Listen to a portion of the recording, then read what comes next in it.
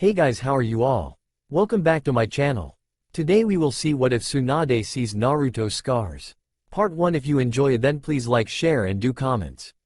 Tsunade no Ba-chan. I'll ask you one more time, please stop the search for Sasuke. Naruto pleaded with watery blue eyes, in front of the Godem Hokage. Tsunade sighed. We've been over this, Naruto. She said sadly. I know, but if the Anbu find him they will kill him, or get killed by him, most likely. I don't understand why you haven't already stopped it. Naruto argued for the 100th time. The villagers don't feel safe knowing Sasuke is still out there. His plan with Madara was to destroy the whole village. Even though Madara is dead, we have to keep searching for Sasuke. I know, Naruto said with a determined look on his face. That's why I want you to bring back the others, and send me on a mission to find him, on my own. Tsunade's eyes widened, but Naruto, you're a Junin now. You have responsibilities in the village. You want to be the next Hokage and you still have to train Konohamaru and help rebuild the village and… I know, but I'll take on my responsibilities when I come back. That's a promise. Tsunade looked worried. Are you planning to come back with Sasuke? Naruto ignored her question. Ba-chan, you know all too well that even if you don't approve of this, I will go anyway. I have to do this. A voice was suddenly heard from the door behind him. And what will you do when you find him, Naruto? Sakura stepped in Tsunade's office. She had been listening to them the whole time apparently. Sakura-chan, don't get involved with this please. Naruto said. Why? She asked fervently. I loved Sasuke. And you know that. But he tried to kill me. You tried to kill him first, Sakura. Naruto reminded her. He was planning on destroying Konoha. Sakura almost screamed. Sakura, Tsunade interrupted. The pink-haired Kunoichi went quiet. I see your point, and I know why you are involved. But Naruto's right, this kind of mission is too dangerous even for Anbu members, and for you, Sakura. Tsunade sighed, turning back to Naruto. I will do what you ask, and send you on this mission alone, Naruto. But, Tsunade-sama, Sakura protested. I have always trusted Naruto before, and I will continue to trust him now. I hope I'm making the right decision. Anyway, as you said, Naruto, I suppose you will go whether I let you or not. Naruto nodded. Yes, but thanks for trusting me, Ba-chan. With that, Naruto left the room and walked outside towards his apartment. A few moments later, he was quickly gathering his stuff and weapons in his bag, when he heard a knock on his door. Naruto opened the damn door, a feminine voice shouted. Just a second, Sakura-chan. He opened the door to an upset-looking Sakura. Naruto, I won't let you go alone, she said. Naruto sighed and finished gathering his stuff. He was ready to go. All that was left was convincing Sakura that he would be okay. Maybe trying to convince himself at the same time. I have to do this, Sakura-chan. Please understand me, it's exactly like you when you decided to go after him and kill him. You were so determined, you even lied to me. That's not true, Naruto. I really do love you and I don't want you to get hurt, that's why I don't want you to go, it's too dangerous. Sakura said, you know me, I'll get hurt all right, but when I come back you'll be there to patch me up, or maybe hit me and hurt me even more. I never know what to expect with you. Naruto smiled. Sakura punched him. Baka. His point exactly, what the hell was that for? He shouted and stepped back. Sakura ignored him. Let me come with you. Maybe Kakashi-sensei could come with us too. You don't have to do this alone, Naruto. That's where you're wrong. I do have to do this alone. You know what will happen if you two come along. You'll get all emotional and Kakashi-sensei will just openly attack and get in my way. This is my fight, it has always been. Naruto argued. Sakura didn't reply. Naruto walked out of his apartment and Sakura followed him. They walked in silence and at a fast and determined pace. Soon they got to the edge of the Leaf Village. Naruto. I just hope that you're not doing this because of the promise you made me when we were kids. What? No. I told you before, it's not about that anymore. I'm no longer a child and I know that Sasuke isn't coming back to Konoha to have fun and train with us and go eat ramen while Kakashi-sensei is treating us. Sakura, it's time to grow up. Naruto said bitterly. Sakura nodded. You really have changed. Naruto shook his head. No, I'm still the same old me. And I'll be back in no time, you'll see. You don't need to worry. But why? Sakura asked. Naruto was confused. What are you talking about? Baka, you know what I'm talking about. I want to know why you're doing this, if it's not for me. Naruto frowned. It's personal. She was about to protest and insist some more, but he silenced her with a hug. He wrapped his arms tightly around her and closed his eyes for a few moments. Then, without a word, he pulled away and started running. He didn't look back. "Get off me, Karen," Suigetsu shouted. The redhead whined and pouted. "But you make a comfortable pillow. Why don't you just go try again with Sasuke if you need affection that bad?" Karen sat up and glared at Suigetsu, who was still lying on the cold floor of Orochimaru's small hideout. No one could find them there. The only ones who knew about this place were Sasuke and Karen herself. "Must I remind you that he's a cold bastard who tried to kill me?" I know, you told me the story 8,000 times already." Suigetsu replied, annoyed. He got up as well and glanced around the small room. They were trying to sleep in Sasuke's old room. But there wasn't even a bed, just a small desk and some weapons. But they had decided it would be too creepy to go in Orochimaru's or Kabuto's room. "Where's Jugo?" Suigetsu asked. Karen shrugged. "I don't know, probably talking to some bird again." There was a long silence before Suigetsu talked again. "So Karen, you never told me, why did you come back anyway?" "I told you, Madara and the Akatsuki don't exist anymore. Orochimaru is long dead and well, even if it makes my existence totally pathetic. All I have left is you guys." Karen explained. "I know all of that. But you could have just stayed in Konoha. Or escaped somewhere else and get a new life, I don't know." Karen held his gaze for a moment. He seemed genuinely interested and curious. She blushed slightly and looked down. "I don't know. I don't think I would belong anywhere else." Suigetsu nodded. "Yeah, me too." He hesitated. "You still love him, don't you?" Karen looked up. "Why do you care anyway?" She snapped at him. "Damn Karen, calm down. Geez, I'm just curious is all." Someone suddenly entered the room and they both tensed and went quiet. The tall raven-haired guy went directly to the desk and took out some of the weapons. Without so much as glancing at them, he walked away just as quickly as he had come. "What a good friend," Suigetsu said with clear sarcasm in his voice. Karen chuckled. "Yeah, I wonder what he's up to." Suigetsu shrugged. "Hell if I know, he never tells us anything. Probably training." Karen rolled her eyes. Training, he's always training." "Training for what?" "Probably still wants to find a way to destroy Konoha for revenge." "I think he's crazy if you ask me. Dude just wants to kill everybody. We'll be lucky if he doesn't blame us for his brother's death and kill us in our sleep." There was a silence, and then Karen sighed. "He's the one who brought us together though." Suigetsu seemed surprised by her words at first, but then he grinned.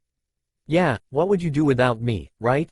"Shut up." Karen rolled her eyes. She had always hated him before, but the past few months they had been hiding together and, well, pretty much spending all their time together.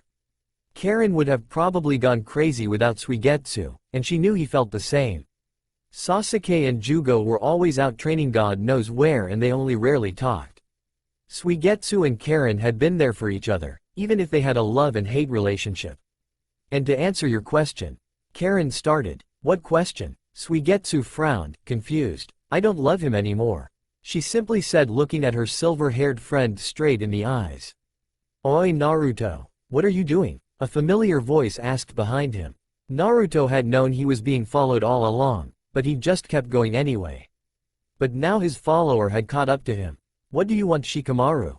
he asked, annoyed. He ran faster amongst the thick forest, but Shikamaru was keeping up. "Why are you going to the sand?" "I have to talk to Gaara. And I asked you a question first." Shikamaru laughed. Oi, calm down Naruto. I'm going to the sand as well. The case cage needs my strategist skills on an important mission." "Strategist skills my ass," Naruto thought, amused. Is this another excuse to see Temari? Shikamaru was going to the sand village on missions quite often lately. Actually, every time the sand required Konoha's assistance, Shikamaru always insisted on directing the mission himself. Funny how for every other Konoha mission he never volunteered, and if he was picked complained and whined like the lazy ass he was. "That's a troublesome question, so I won't answer it," Shikamaru finally said. Naruto smirked, and they kept going in silence for a while. Naruto was thinking about his own motivations. Tsunade and Sakura had asked him why he wanted to go try to find Sasuke by himself, and what he would do if he did find him, but he didn't know the answer himself. He just needed to find Sasuke and see if he was still alive, if he was okay, wherever he was now. He knew he was being naive and silly, in a way, because Sasuke didn't care about him at all, but still, it was constantly haunting him and he needed to know. The blonde thought back about everything that had happened in the village since Madara's defeat and Sasuke's disappearance. Everyone had been working very hard to rebuild Konoha and training intensely in case another threat would come. He had spent a lot of time with Hinata, finally getting some time to talk with her. It hadn't been easy due to her extreme shyness, but still, he had enjoyed his talk with her a lot. It was heartwarming to know that he was that important to someone. But he couldn't feel more than friendship for her or for anyone else anyway. He glanced sideways at Shikamaru. The lazy genius was apparently lost in his thoughts as well. Probably thinking about Temari, Naruto thought with a little smile. He was glad that Shikamaru had found someone special like that, even though the Nara boy would probably reply that it was so damned troublesome. Naruto had loved Sakura before, but that had been a long time ago. Now if he had to choose a girl to be with, it would be Hinata. But he couldn't give her what she truly deserved. The only person he felt more than friendship for was, he had to admit it to himself, Sasuke. He didn't know what it was though. He just needed to find him. He needed to know what was happening to him. He also wanted to protect him from all those people who were trying to kill him. For all of them Sasuke was a very dangerous criminal. But for Naruto, it was still Sasuke. Although, again, he felt silly for thinking that he had to protect him. Sasuke could defend himself more than well enough. But still, he didn't want anyone to get in his way. That's why he wanted to ask Gaara to stop the men he had sent to search for the last Uchiha. He couldn't really do anything with the other cages that had sent shinobi on searching missions, because they would never listen to him, but with Gaara it was worth a try. Sasuke and Jugo were sitting with their feet in the water, just enjoying the calm and moonless night after an intense training session.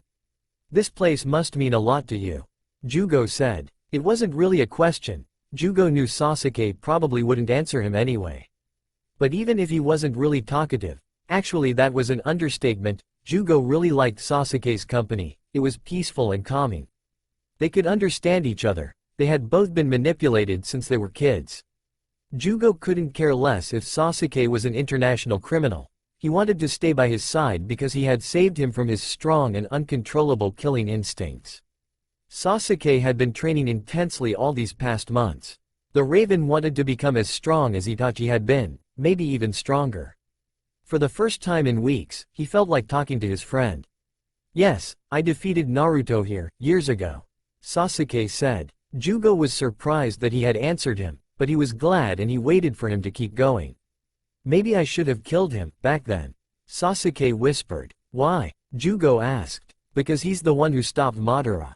And he also stopped me from achieving my objective of destroying Konoha." Sasuke sighed and looked at the stars, lost in his thoughts. "I know all that, but you were just a kid back then, and he was your friend, right? It's only normal that you didn't have the heart to kill him. You're a human being, after all," Jugo replied. Sasuke let out a small laugh. "I don't know anymore, Jugo. I don't even know who I am anymore. I'm just an avenger. I want revenge for Itachi, that's all I know. And it seems you can never get enough," Jugo said calmly. Sasuke frowned, but he knew Jugo was right. "Why do you come here every night?" Jugo asked. Sasuke stayed quiet and Jugo thought maybe he was done talking now. But Sasuke stood up and started running towards Madara's statue. He used his chakra to climb it up really quickly and then he sat on top of the statue. Jugo followed him and sat beside him. "I know it's risky," Sasuke started. "Yes, we're on the border of the fire country. If you are found here, you'll be killed." Sasuke didn't say anything. He couldn't care less about that. He could defeat anyone in this world, except maybe Naruto. It was the main problem. He got up and glanced around, reminiscing old memories. This place meant a lot to him indeed, because it had been a turning point in his life. It was the place where he had defeated Naruto, but without killing him because he couldn't do it. Also, at that moment his fate had been decided, and he'd gone after Orochimaru and his promise of making him more powerful. If only Orochimaru had known that he would surpass all expectations, and become even stronger than him. Now Sasuke was stronger than he could ever have imagined possible, but ironically he was certain that was still not strong enough to defeat Naruto. He sighed, thinking about his enemy. The blonde boy had grown into a powerful young man. Sasuke had seen him fight against Madara only for a few moments, but it had been so incredible. Naruto was perfectly controlling Sage Chakra, better than any ninja had before him. He also had the Kyuubi obeying him, and they were working perfectly together, so powerful they could probably conquer the world with their strength if they wanted to. Just how much stronger was Naruto getting, he wondered. If only they had known back then, the villagers, they would never have made fun of him. Now it seemed there was no end to Naruto's powers. He suddenly got up and ran back down and then towards their hideout, Jugo following close behind as always, and together they ran, just like silent shadows in the night. A few moments later, Suigetsu and Karen greeted them. "Yo Jugo, Sasuke, what's up?" Suigetsu said. "Where were you?" Karen asked when Suigetsu didn't get an answer. She wasn't more successful, so Suigetsu decided to try again. "Oi Sasuke, I've been meaning to ask you, what's the plan?" "You know, what do we do next? We ain't staying here forever, right?" "I'm not asking anyone to stay here," Sasuke said coldly, and then he walked away to Kabuto's old room quickly and closed the door. "Such a nice fellow as always," Suigetsu said sarcastically. "Why is he going in Kabuto's room?" Karen asked. "There's a bed," Jugo said. "Good point," Suigetsu chuckled. "So Jugo, do you have any idea what almighty stick in the ass Uchiha princess wants to do?" Jugo sighed. "I think he wants to kill Naruto." Suigetsu chuckled again. "Ah," he sighed, same old, same old." So far from the Valley of the End, but so close in mind, Naruto was having the exact same train of thought as Sasuke. And well, he was wondering how much stronger Sasuke was getting now. He had heard that the last Uchiha now had his older brother's eyes. And this made Naruto sad and relieved at the same time. Even if he wasn't the brightest of all people, he still understood how Mangekyo Sharingan worked. He couldn't help but care about Sasuke, and he didn't want him to go blind, after all, so he was glad that he had Itachi's eyes. But to think that Sasuke had gone so far as using eye techniques so much and with such intensity that he'd had to change his own eyes. It made the blonde sad in a way, thinking that Sasuke had kind of lost yet another part of himself. The next day Shikamaru and Naruto had an audience with the case cage. Gaara and Temari were waiting for them in the meeting room. As soon as they stepped in the room, Naruto noticed that Shikamaru and Temari smiled to each other quickly, but fondly. But the blonde didn't have time to think about his friend's relationship with the beautiful female ninja. His attention was soon all on the case cage, his friend, Gaara. "Hey Gaara, I really have to talk to you about something important," Naruto said before anyone else could speak. Temari's eyes widened in shock. "You have to show more respect for the case cage. You can't talk to him like that," she shouted at Naruto. But Gaara was close to smiling. "It's okay, Temari, Naruto's only being himself. Yes, he acts like this with the Hokage, as well." Shikamaru added with a sigh. "Actually it's even worse." Naruto ignored them and kept looking at Gaara. "Please, it's really important," he said again. "I think I know what you're here for," Gaara replied. "It's about Sasuke," Naruto said. Gaara nodded. "That's what I thought. I was expecting this. Look, I know he was responsible for the death of several sand shinobi when he attacked Konoha." Naruto sighed. "But you want me to order my men to stop looking for him?" Gaara finished for the blonde.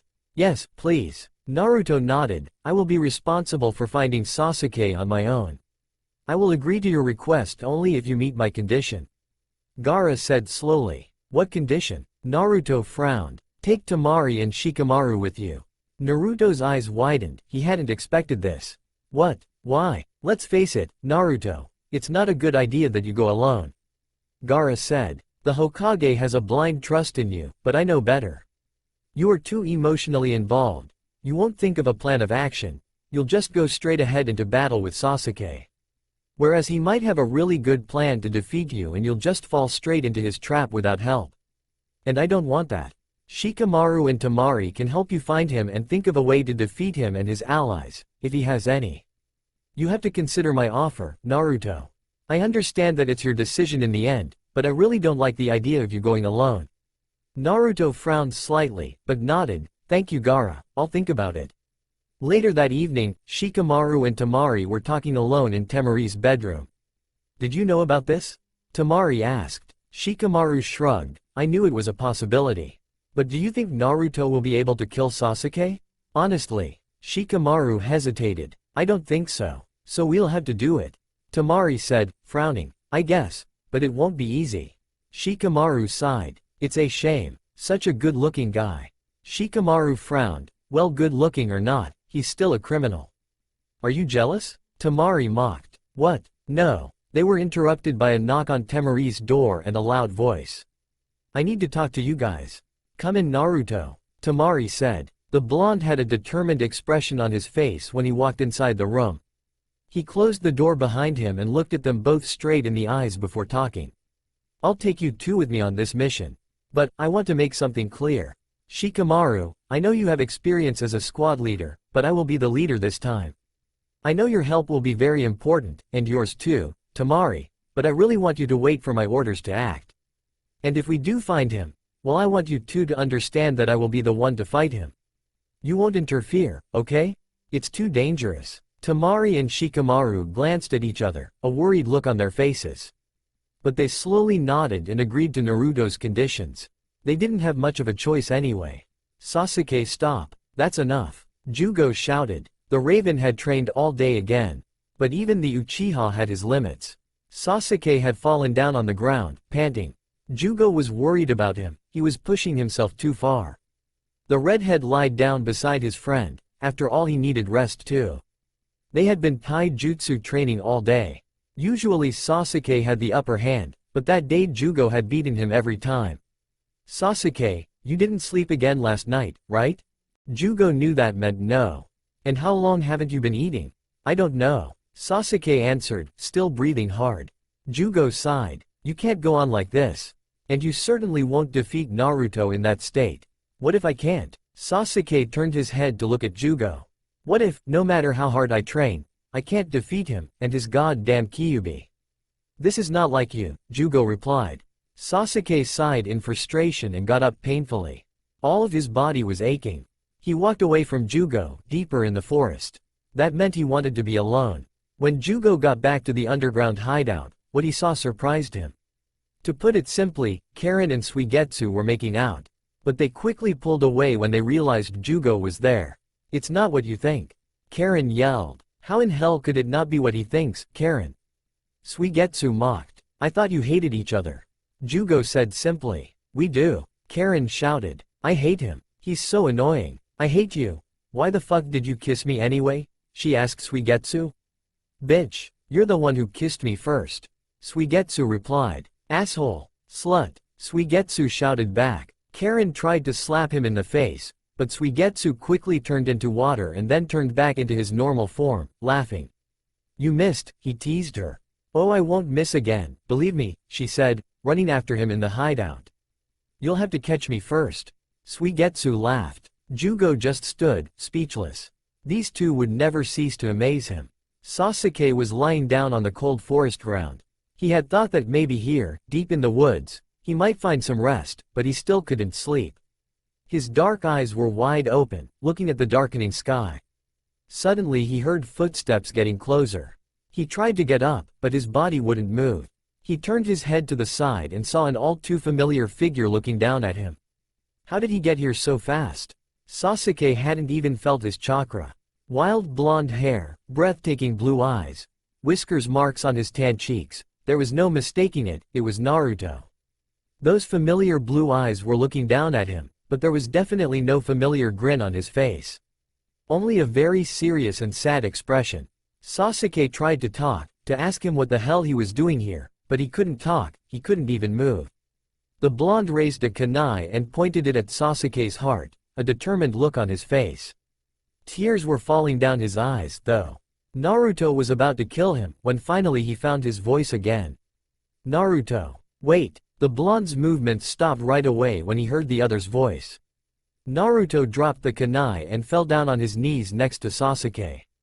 He put his head in his hands, he was sobbing and his tears were falling down on Sasuke's body. The Raven sat up slowly. His movements were still slow and painful, but at least he could move. Sasuke.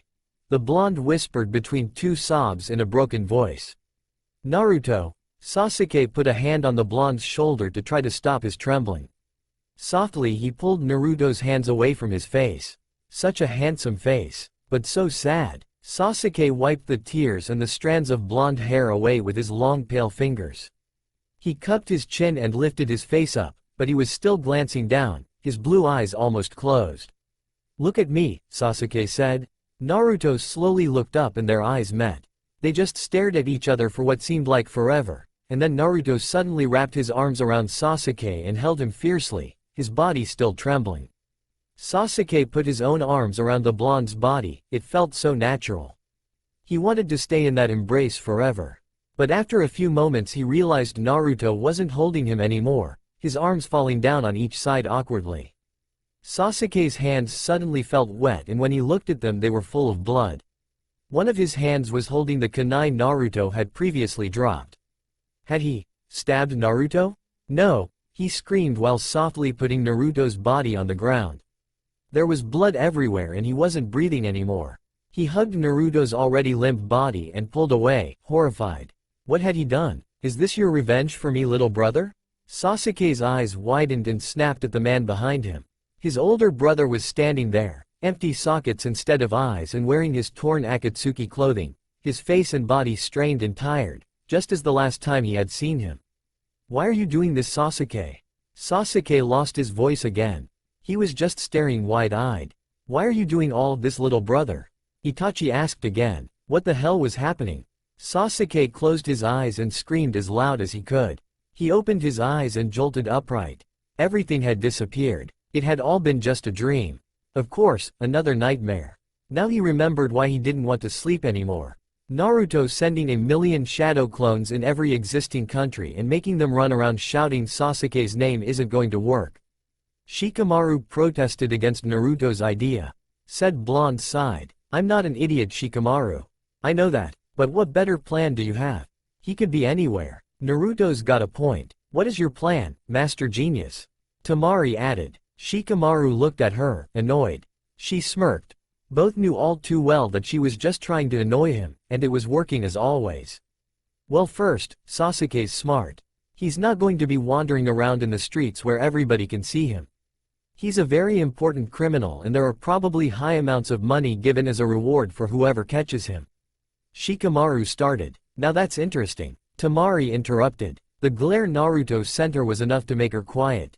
Shikamaru rolled his eyes. As I was saying, we have to think like him. He will be somewhere he can hide, but also where he can train. Sasuke isn't one to just sit around doing nothing all day. He will prepare his next move carefully. He's probably training in order to defeat you, Naruto. No shit, Naruto thought. I think, Shikamaru continued, the most logical place to look for him would be in one of Orochimaru's hideouts. The problem is, he's probably hiding in one that we don't know exists. Maybe one that only Orochimaru, Kabuto and him knew. Naruto sighed. How can we find him, then? Just get to the point, Shikamaru. Temari laughed. Impatient much? Oh no, not at all, he thought. He'd only just been chasing after Sasuke for 6 fucking years now. I'm just saying we should start moving. He said instead. All right, I'll explain while we move, we're going to the Sound Country. Shikamaru stated. They started running and Naruto immediately took the lead. He was going really fast, and Shikamaru and Temari were having a bit of trouble to keep up with him. I guess I'll save my explanations for later, then. Shikamaru said. Yeah, I don't think he cares much anyway. He just wants to find Sasuke as soon as possible. Temari replied. Yeah, but I don't know what he'll do when he does find him. Shikamaru sighed. Temari looked at Naruto with a worried look in her eyes. I don't think he has a clue himself. Guys, let's go faster. Naruto shouted at them. Oh, and by the way, I can hear you from here. He said, turning to look at them, smirking at their incredulous expressions. Naruto's eyes showed that he was in Sage mode before he turned his back on them again. I should have known, Sage mode increases his perceptions. Shikamaru explained to Temari. Yes it is, but if you can still talk, that means you can go faster. Come on, Naruto yelled again, such a rough leader. Temari said half teasing before increasing her pace. Hours later, at night, Naruto finally let them take a well-deserved break. They set up a camp and sat around the fire to eat and talk. I think Sasuke will be near the fire country, to be as close of Konoha as possible. So when he decides to strike, it will be easy for him to do so. We don't necessarily have to look for a hideout. It would probably be impossible to find anyway. We can start by looking at the possible training areas near the Fire Country border. Naruto and Temari nodded, and then the three of them went to sleep. Naruto had a harder time finding rest, though. Kyuubi decided to start talking to him, which he often did since Naruto had the power to control him. You should sleep, Naruto. The battle with the Uchiha may be the harder one in your life. I know, but you can help me, right? You fought with Uchiha before. Fought? No. They can control and tame me with their eyes. Uchiha Madara controlled me to destroy the Leaf Village, 17 years ago, remember?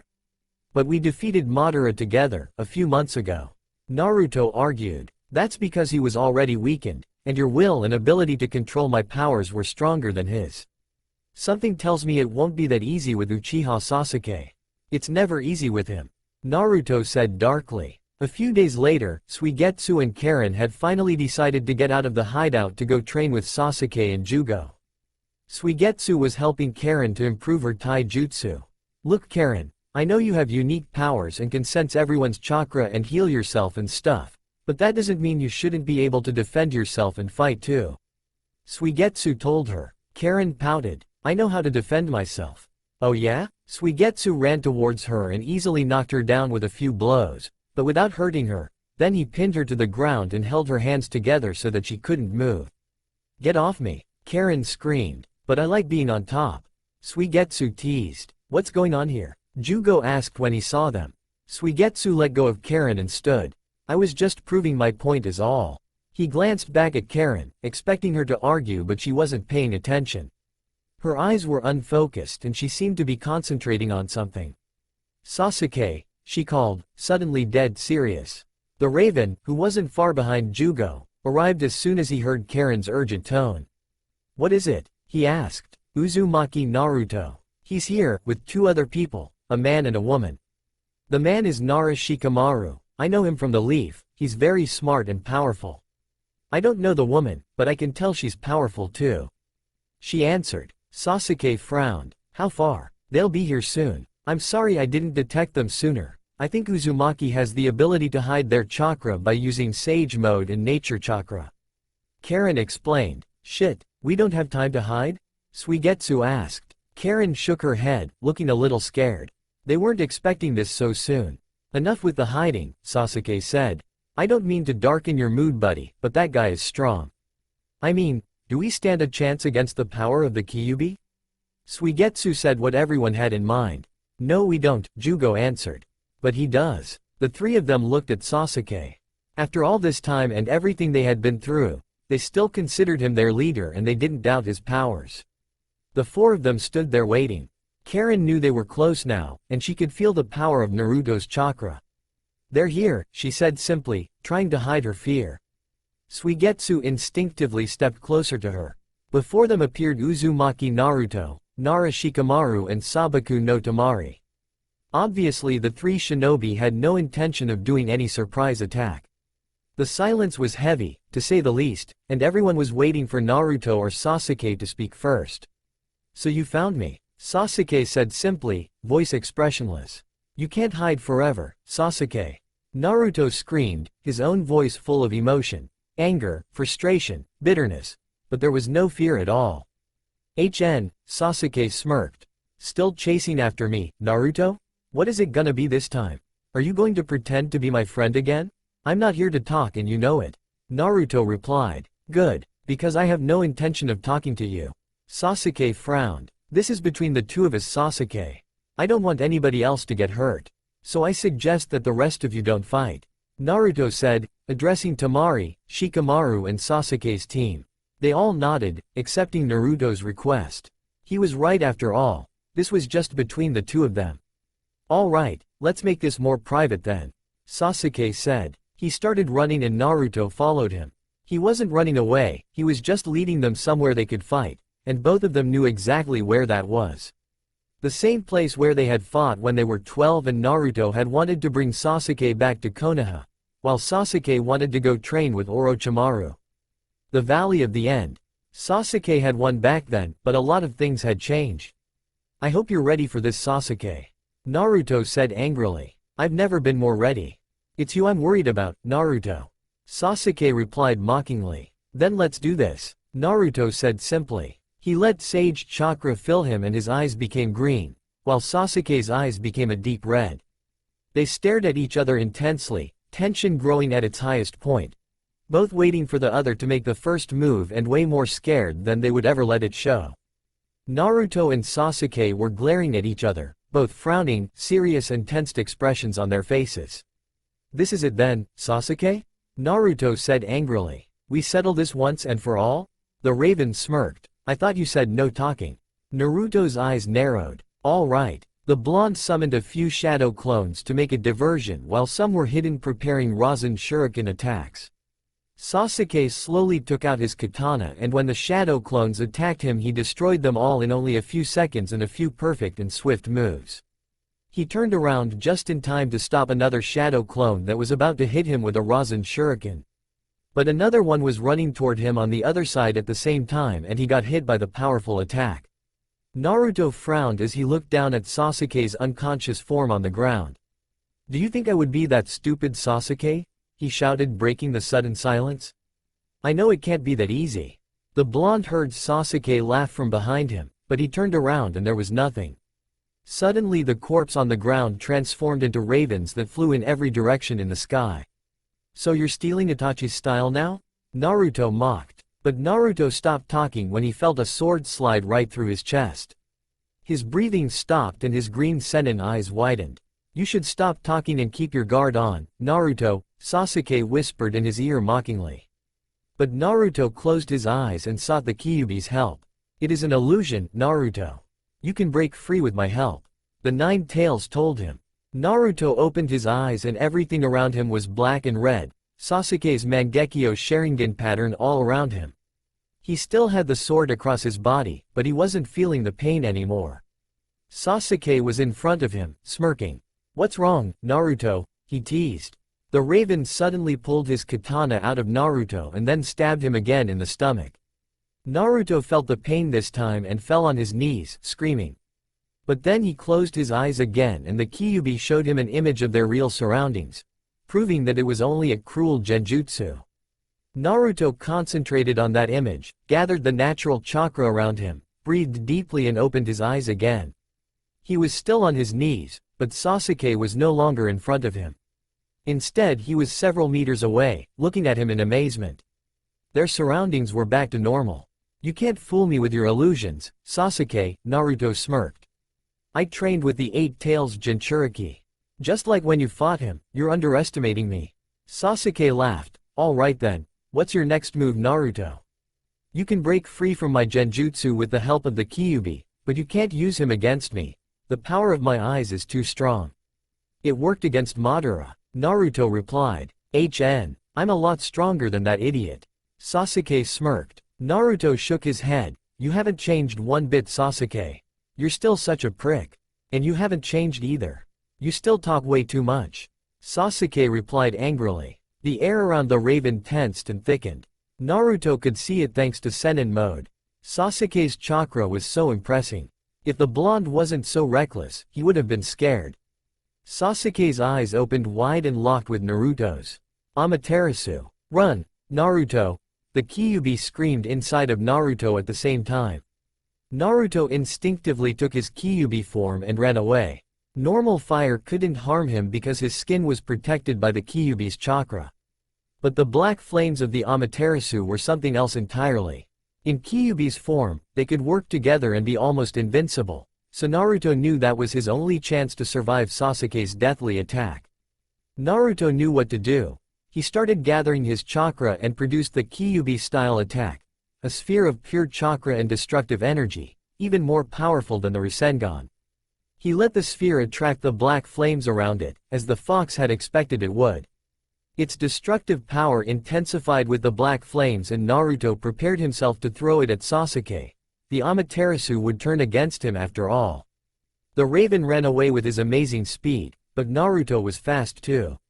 He ran after him and was about to throw his deadly attack, but Sasuke turned around and stopped. His red and black eyes glared intensely into the Naruto's eyes. Naruto stopped short. The Nine Tails was torn between two amazingly strong minds trying to control him and his powers. Naruto could no longer move. It was like he was one with the Kyuubi, and it was normal in this form, he was used to it. Except Sasuke had gotten into his mind, and was trying to tame the Kyuubi himself. "You are nothing. Obey me," Sasuke's cold voice was saying in his mind. The Kyuubi screamed inside his head, and Naruto thought he was going mad. He threw his attack anyway, but he was no longer in Kyuubi mode, and his arms got hurt and burned. Naruto fell to the ground, panting, watching as his attack was unleashed towards Sasuke, and creating a huge hole on the ground. But Sasuke had shifted himself into another dimension with his Mangekyo to protect himself from the attack, from what Naruto understood anyway. Naruto got back on his feet painfully. Sasuke was also panting, seemingly exhausted. His eyes were their normal onyx color. Naruto had a few injuries, but the Kyuubi was already healing him really fast. "It's the least I can do. I'm sorry, but we couldn't surpass the Uchiha this time. It's okay. I'll just have to beat him up myself. Looks like he's exhausted now, maybe I have a chance." Naruto answered him by thought. The blonde was also really tired himself, though. His eyes were back to their normal cerulean blue again. His jacket was all torn up and he threw it away, keeping only his black t-shirt on. He faced Sasuke, his fists clenched. Sasuke started gathering the element of lightning in his hands, and Naruto summoned a shadow clone to do his favorite attack as well. He couldn't help but have a déjà vu impression as they ran towards each other, screaming. In the end, it always came back to this. Chidori, Rasengan. The two powerful shinobi clashed against each other with their attacks. Sasuke's Chidori and Naruto's Rasengan had always been of equal forces, and it hadn't changed. Naruto screamed as he tried to overpower Sasuke, but with no success. They ended up being thrown away harshly. Naruto landed in the water and immediately started swimming back up. As he reached the surface, he instinctively concentrated chakra in his feet to be able to walk on the water. He didn't even have time to start looking for Sasuke, because it wasn't long before the raven was running in his direction, katana in hand. Naruto defended himself with a kunai, countering each blow with ability. But Sasuke was better than him at sword fighting, and Naruto only had a kunai. "I have to get rid of that sword, and fast," he thought. Naruto feinted an attack with his kunai but kicked Sasuke's arm instead with such power that the raven dropped his sword. He dived in the water to get it back, but Naruto was right behind him. The blonde caught Sasuke in his arms before he could reach his sword and stopped him. The raven defended himself fiercely, trying to get away, but Naruto's arms were stronger and he didn't let go. When Sasuke's attempts got weaker, Naruto kicked him powerfully in the stomach and pushed himself back to the surface. But as he was swimming to the edge, he realized what he'd done. "Shit," he thought. Without hesitation, without even realizing how much of a contradiction his actions were because he had been trying to kill him only a moment ago, he dived back in the water. He wrapped his arms around the raven and swam back up as fast as he could. He brought him to the shore, lay him down and sat next to him. Naruto softly parted Sasuke's pale lips with his fingers, breathed in as much air as he could and then pressed his lips on Sasuke's to breathe out the air directly into Sasuke's lungs. He repeated the action several times, until he was trembling and shaking. He was getting desperate. "Sasuke. Fuck, don't fucking die. Not now. Sasuke. Wake up, you fucking bastard." As if he had heard him, Sasuke's body jerked up and he turned on his side to throw up water. He coughed harshly until he could breathe almost properly again. He turned and looked at Naruto. The latter was relieved but still shaking, and tears were falling down his eyes. "Why?" Sasuke whispered in a rasped voice. Naruto shook his head. "My body just moved," he whispered. His own words brought back a memory. Several years ago, when they were still Team 7, in one of their first missions they had been caught in Haku's jutsu. Sasuke had saved him and it had almost killed him. Sasuke had pronounced those exact same words as an explanation. "My body just moved on its own." Sasuke let out a frustrated yelp and pushed Naruto away roughly. "Kaden, fireball jutsu," he shouted and then threw the powerful flames at Naruto. To Sasuke's surprise, Naruto didn't even try to move. These were normal flames and instinctively he was using Kyuubi's chakra to protect himself from them. When the attack was over, Naruto got up and clenched his fists. So that was how Sasuke was thanking him. He should have expected it, but somehow Naruto had hoped that the Raven would at least wait and… Oh, who was he kidding? This was Sasuke, after all. Naruto smirked. Normal fire can't harm me, you fucking bastard. Oh yeah, and you're welcome. Sasuke frowned darkly. I didn't ask for your help. He hissed. He gathered his energy once again in a lightning attack. Naruto prepared himself to counter with the Rasengan. So Sasuke wanted to do this again. Naruto thought bitterly. Well, he was prepared. They ran towards each other once again and clashed. This time, for only a moment, the world around them became all white. Naruto couldn't fully understand this, but it had happened every time they had fought. And he believed this was a place where they could read each other's heart. Sasuke had told him years ago that true shinobi could read what was in their enemy's heart. And Naruto believed in that, because in that mysterious place where time didn't exist, he could see what was in his rival's heart. Sadness, sorrow, frustration, bitterness and revenge, always revenge. That was Sasuke's heart. It would be broken and scarred forever. And deeper, there was regret, so much regret, but it was hidden by all the rest. And he was so very lonely. Naruto had his answer. The Sasuke he knew and loved was still in there somewhere, somehow, and that was all that mattered. Sasuke was tired, so tired.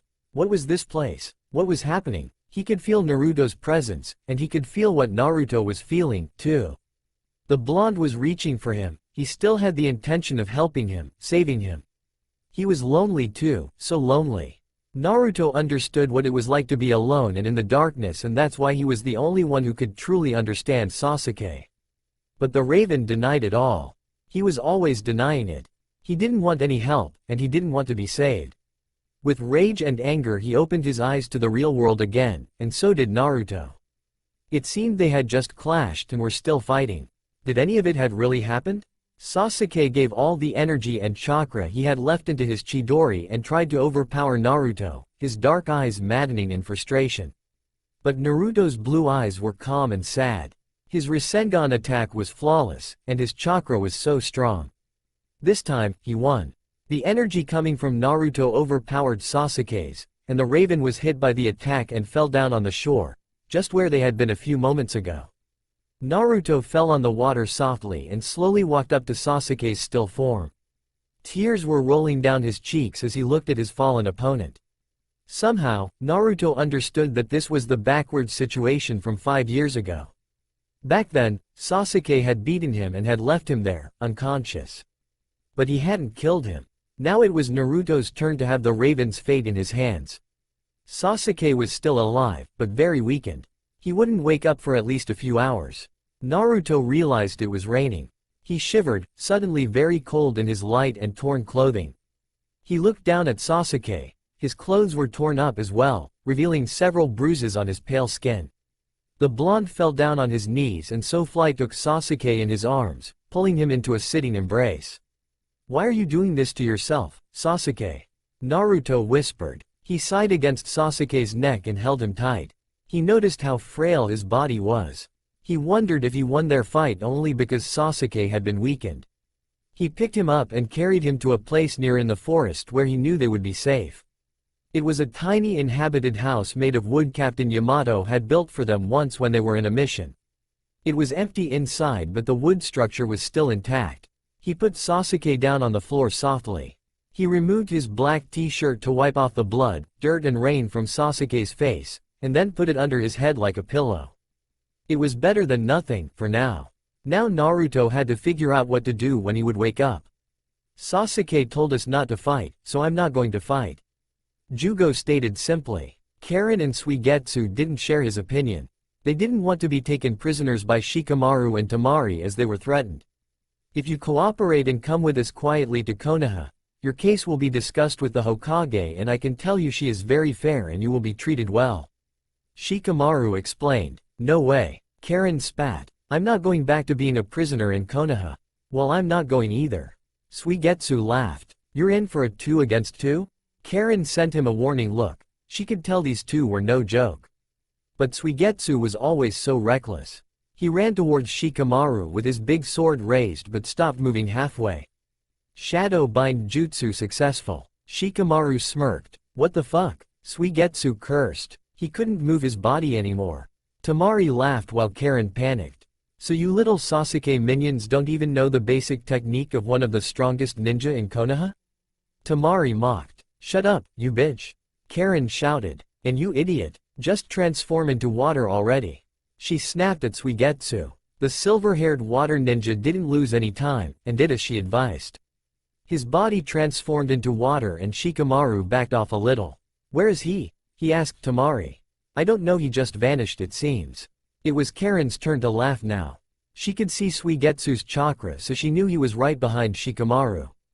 The latter materialized himself and in a split second raised his sword to attack, but Temari was faster and she rushed to stop him. She threw him to the ground roughly. But he only smirked and transformed into water again. What an annoying brat, Temari said angrily. Shikamaru helped her get up. Thanks, he said. No problem. This one will be hard to deal with, she frowned. Yeah, but if he attacks with water, prepare to counter with your wind. He warned her. She rolled her eyes. Thanks genius, I had already figured that out. He smirked. Sometimes I forget not everyone is an idiot. Oh, I'm flattered. Temari replied sarcastically. They stopped talking and looked at their surroundings very carefully. A few moments later, as Shikamaru had predicted, a huge wave of water controlled by Suigetsu attacked them. Temari immediately counter-attacked with her fan, producing a strong wind that pushed the water away. While everyone was distracted, Shikamaru took this opportunity to get closer to Karen.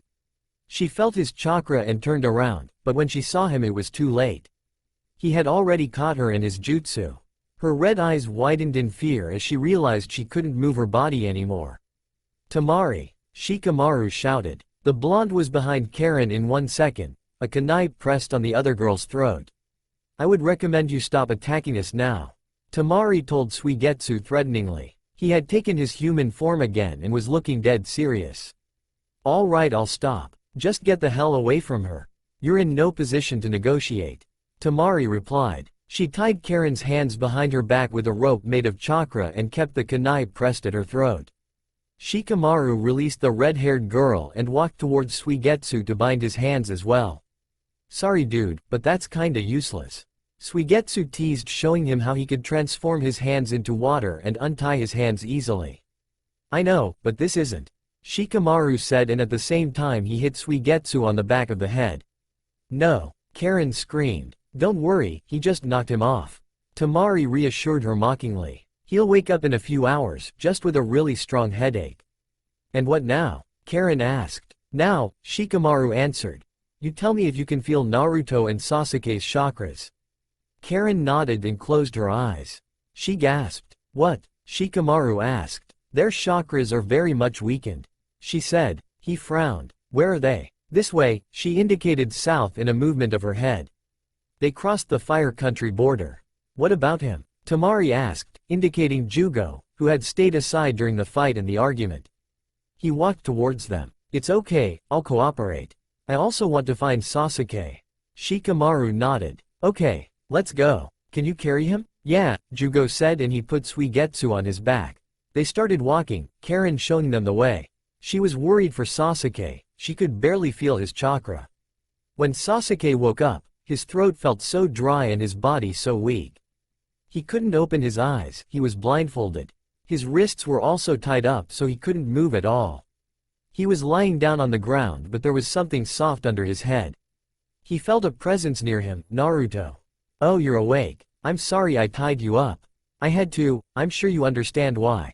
I didn't want you to go Amaterasu on me the second you opened your eyes. It's Amaterasu, idiot, Sasuke whispered. Whatever. I have some water and food if you want. The blonde offered. It will be hard since I can't see and I have my hands tied up. Smart ass, I'll help you. Naruto replied. He sat beside the raven and helped him up while pressing the little gourd of water to his lips. Sasuke was so thirsty he drank all of it, and then Naruto helped him to sit up and lean against the wall. The blonde cleared his throat. Well, this is awkward. Where are we? Sasuke asked. Somewhere safe, don't worry, you're not in a Konoha prison. But you have the intention of bringing me there. Naruto ignored him. Sasuke, why do you hate Konoha so much? He didn't reply. If you promise me not to do anything, I'll remove that blindfold," he said. Sasuke smirked. "Why? Are you scared?" "No, I'm not scared of you." "Then just remove it." "Fine." Naruto softly took it off, revealing Sasuke's eyes. He opened them slowly. They still hurt a little bit and the light of the sun coming through the window was painful. He realized Naruto was sitting really close to him. He was pretty beat up himself, but the blonde wasn't in much better condition. And he wasn't wearing any shirt. His toned and tanned chest was still beautiful in spite of all the bruises and cuts from their fight. He saw Naruto's t-shirt rolled up on the floor, probably where he had been sleeping. He shook his head, sighing and thinking, why in the hell was Naruto being so nice to him? "What?" Naruto asked. "Why didn't you kill me?" It was Naruto's turn to be quiet. There was a long moment of silence where they just stared intensely into each other's eyes, both searching for a different answer. "Answer my question and I'll answer yours. Why do you hate Konoha so much?" Sasuke glanced down. He didn't want to talk about this. He just didn't want to talk at all. He felt so empty inside, like he didn't know what to do, what to think anymore. But there he was, weakened and tied up, and Naruto, probably the strongest ninja in the world by now, was asking him questions. What choice did he have but to try and give him an answer? He didn't even care about Konoha anymore. The people that had given Itachi that mission, to kill all of his clan, these people were all dead now. It was painful for Sasuke to think about that and he hated it. "That's a stupid question." Naruto sighed. He was exasperated. "Sasuke, it's not a stupid question. I thought Madara had told you everything." "Yeah. Well, he said that Itachi had been forced to do what he did to your clan, and to you, and that in the end he just wanted to protect you." Naruto said, trying to remember everything. Sasuke's eyes darkened. "I guess you can put it like that. What does that have to do with it?" Naruto asked, still clueless. "Who forced my brother?" "It was Konoha's leaders, but..." Sasuke interrupted him. "Yeah, well, do the maths, Usura Tonkatsu." Naruto smiled. Hadn't heard that one in a while. Sasuke actually felt like laughing. Naruto was really something, going from a dead serious subject to something as silly as smile about old nicknames and insults. But, being himself, he remained expressionless. "Why did you go with Madara and join the Akatsuki?" Naruto asked seriously again. "Sasuke, please, I'm just trying to understand." "You can't understand," Sasuke replied coldly. "Believe me, I'm sure I can." Sasuke looked up at him. There was so much sincerity and sadness in his voice, and his blue eyes were locked with his. Somehow, he had the impression that Naruto wasn't lying. But still, he was certain he couldn't understand. "You can't understand how it felt, to lose him. To lose my brother," Sasuke whispered darkly. "I lost the man who had been like a father to me all those years, Jiraiya." Sasuke stayed silent. He didn't feel like talking or listening anymore. "I lost you," Naruto whispered. "All those years, it was so painful. My objective was always to bring you back, and I couldn't do it. I just couldn't accept that I had lost you." Sasuke looked up and his eyes widened. Naruto sounded so sincere and there were tears in his blue eyes. "Naruto." But he was interrupted by the sound of footsteps and people talking outside, and then the door was kicked open. 5 people were looking at them, confused. The scene was weird without the context. Naruto was shirtless and leaning closer to Sasuke, who had his hands tied up. Both were beat up and looked weakened, as Karen had predicted. "Naruto, we're bringing the prisoners to Konoha, Sasuke included," Shikamaru said, breaking the silence. "Can I at least heal him?" Karen asked. When no one was answering, Naruto finally moved. "Yes, of course, please go ahead," he told her. He picked up his black t-shirt and put it back on. He went to speak with Shikamaru while Karen was healing Sasuke. "What happened?" Shikamaru asked. "It's not important right now. I'll tell you later. What about you?" "Temari and I decided to take them as prisoners since they were Sasuke's teammates this whole time," he explained. "So when we're in jail and we're asked what was our crime, we answer being Sasuke's teammate." "That's pretty lame," Suigetsu mocked. "Shut up," Temari snapped. While they weren't paying attention, Karen had healed Sasuke but also untied him. He used a simple genjutsu to fool them. While they were seeing him still sitting in the room, he ran away unnoticed. What a bunch of idiots, Sasuke thought. Naruto turned around quickly. He couldn't feel Sasuke's chakra anymore. He knew it was an illusion, so he concentrated and was able to see through it. As he had thought, Karen was sitting on the floor, alone. "What happened?" he asked her. "He asked me to untie him, so I did," she shrugged. "He used a genjutsu, obviously." Suigetsu laughed. "I should have known. He likes using these eyes so much, you know? I'm telling you, all the freaking time. He must not be far. I'll go after him," Naruto said before running away. "Naruto, wait, you don't even know in which direction." Shikamaru shouted after him, but it was already too late. "Damn, he's a hasty one." Temari sighed. "Yeah, I hope he can catch up to him," Shikamaru replied. But Naruto knew in which direction to run. He was in Sennin mode and could feel Sasuke's chakra. It was a good sign, it meant that he wasn't too far. He ran as fast as he could. "Damn you, Sasuke. Why do you keep running away from me?" It didn't take long for Naruto to catch up to Sasuke. What the hell is he doing? Naruto wondered, confused, as he noticed Sasuke's chakra had stopped moving. He caught up to him at the end valley, where they had fought. Sasuke emerged from the water with his sword in his hand. He walked up to the shore calmly, and put the katana back in its hilt on his back. Naruto walked up to him slowly, keeping his guard up. "What do you think you're doing? Running away like that?" "I'm not running away," Sasuke said simply. "I just wanted to get my sword back." Naruto felt like laughing. "You could have said it. We would have come back," he said. Sasuke didn't reply. Naruto took a better look at him. He looked in much better shape, probably because Karen had just healed him. "Sorry about your friends," Naruto said. "I didn't have the intention of putting them in jail, but I was forced to take Shikamaru and Temari with me, and, well, they respect orders better than me." Sasuke raised a brow. "Anyone respects orders better than you." Naruto chuckled. "That's probably true. But still, I'm sorry. I mean, they didn't really do anything. They don't deserve to be behind bars." Sasuke's half smiled. "I don't really get why you are concerned, but personally I'm not worried. They're good people. I'm sure they'll end up being Konoha ninja working for the Hokage. Maybe they'll work for you." Naruto's eyes lit up. "Maybe. You know, Tsunade no Ba-chan told me that whenever I'm ready, I can take her place, as the 6th Hokage. So, what are you waiting for? It's your dream come true, no?" Sasuke asked. Naruto's smile disappeared. "I guess, there's something missing. I can't become Hokage if I can't even save one friend, right?" Sasuke's eyes darkened and he glanced away. What if that friend isn't worth saving anymore? Naruto stepped closer. "Don't ever say that." They were looking at each other intensely, and the moment seemed to last forever, but it was only a few seconds really. Suddenly they both tensed and glanced towards the forest. There were strangers approaching. "How many?" Sasuke asked. "I don't know." Naruto turned to Sage mode to feel their chakra. 10, I think. Sasuke nodded. "I can take them on." He raised his sword, but Naruto stayed by his side. "You don't have to do this alone. Naruto, you can't fight them to help me. Your reputation will be destroyed. I'm the criminal, remember? I don't care. Besides, I don't want anyone interfering with my mission," Naruto said. Sasuke smirked. "Fine, let's kick their asses." 10 sound ninja, as Naruto had predicted, were running towards them. They stopped right in front of the blonde and the raven. "What the hell do you want?"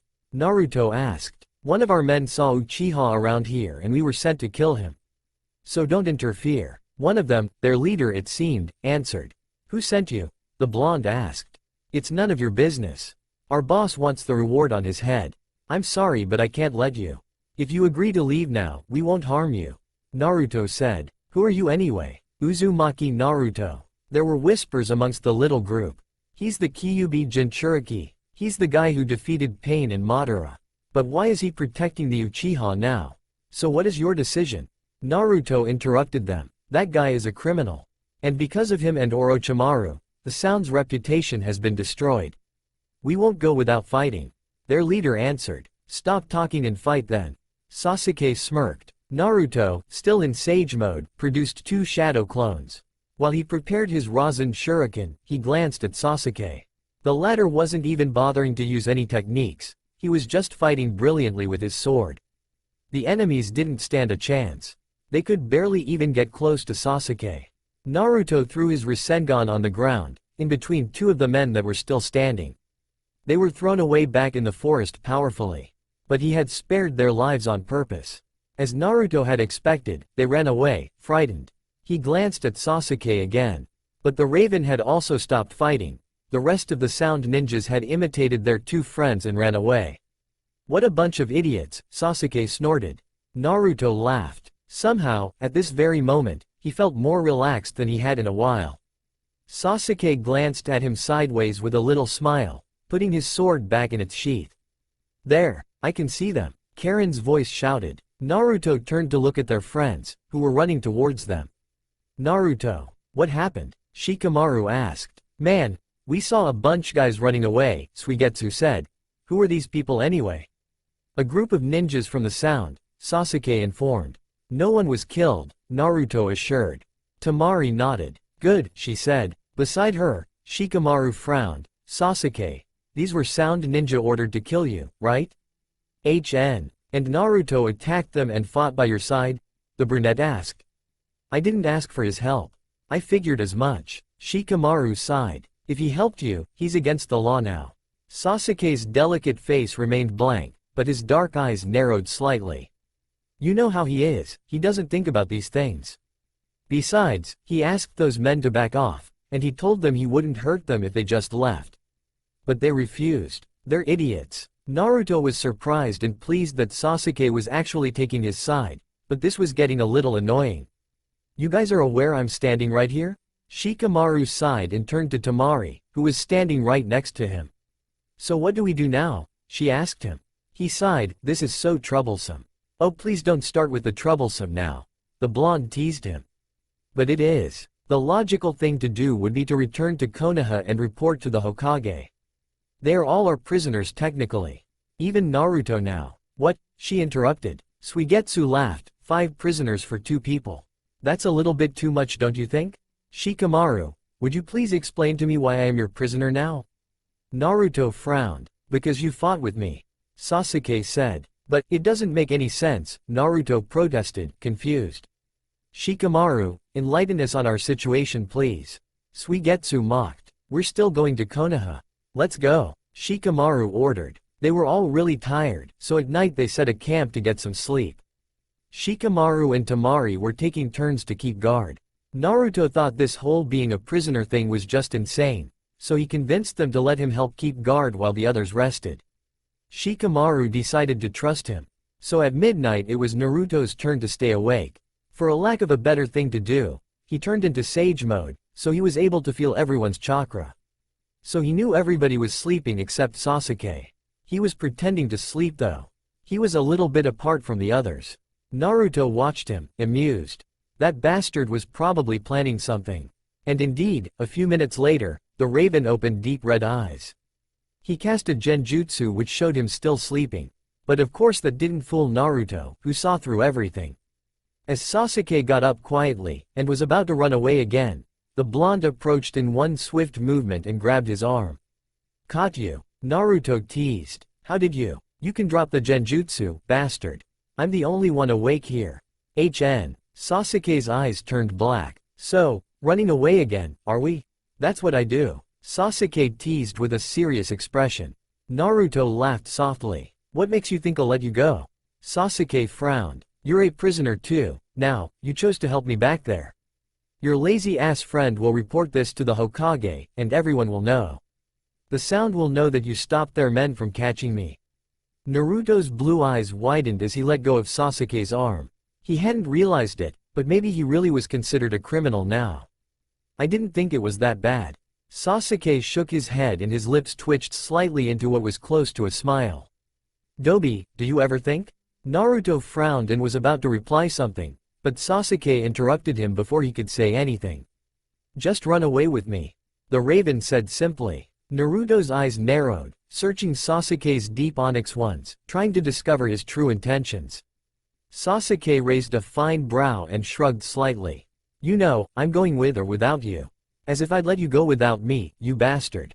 Sasuke only smirked and started running at an incredible speed. But Naruto kept up with him. The others were still sleepy soundly behind. Naruto had no idea what he was doing. All he knew was that he didn't want to lose Sasuke again. So he just kept running. And for once, he wasn't running after him, he was actually running by his side. When Shikamaru woke up, he immediately knew something was off. Naruto hadn't woken him during the night to change turns, and now it was already morning. And Naruto and Sasuke were missing. And that was bad, really, really bad. Damn Naruto. You're so troublesome, he sighed loudly. What's wrong? Temari asked softly, opening her eyes and stretching. Shikamaru laughed desperately. What's wrong? Naruto and Sasuke aren't there as what's wrong. Oh, she didn't know what else to say. At least the other ones are still here. Shikamaru acknowledged the 3 sleeping ninjas. Well, let's wake them up and bring them to Konoha, I guess. Temari sighed. Yeah, Shikamaru nodded. They didn't have much of a choice anyway. So they woke Karen, Suigetsu and Jugo, and their reactions were all different. Suigetsu laughed, obviously, mocking Shikamaru for his lack of leadership in this mission. Karen just wondered why Sasuke had brought Naruto with him. As for Jugo, he remained calm and quiet. Let's go to Konoha anyway. We don't have much of a choice here, since we have no idea where they could be. Naruto being the most unpredictable ninja, and Sasuke well. Shikamaru explained but was interrupted. Suigetsu laughed, Sasuke being the prince of unpredictable stupidity himself. Whatever, let's just go. We need to report this to the Hokage and the case cage. Temari said. The trip was uneventful, and they were advancing really fast. Karen, Suigetsu and Jugo didn't try to escape, they knew it was pretty useless anyway. Even if she didn't want to go back, Karen knew that she would be treated well in Konoha. When they arrived they immediately went to see Tsunade. Shikamaru explained the situation to her while the others waited outside the room. It seems to be going pretty well so far.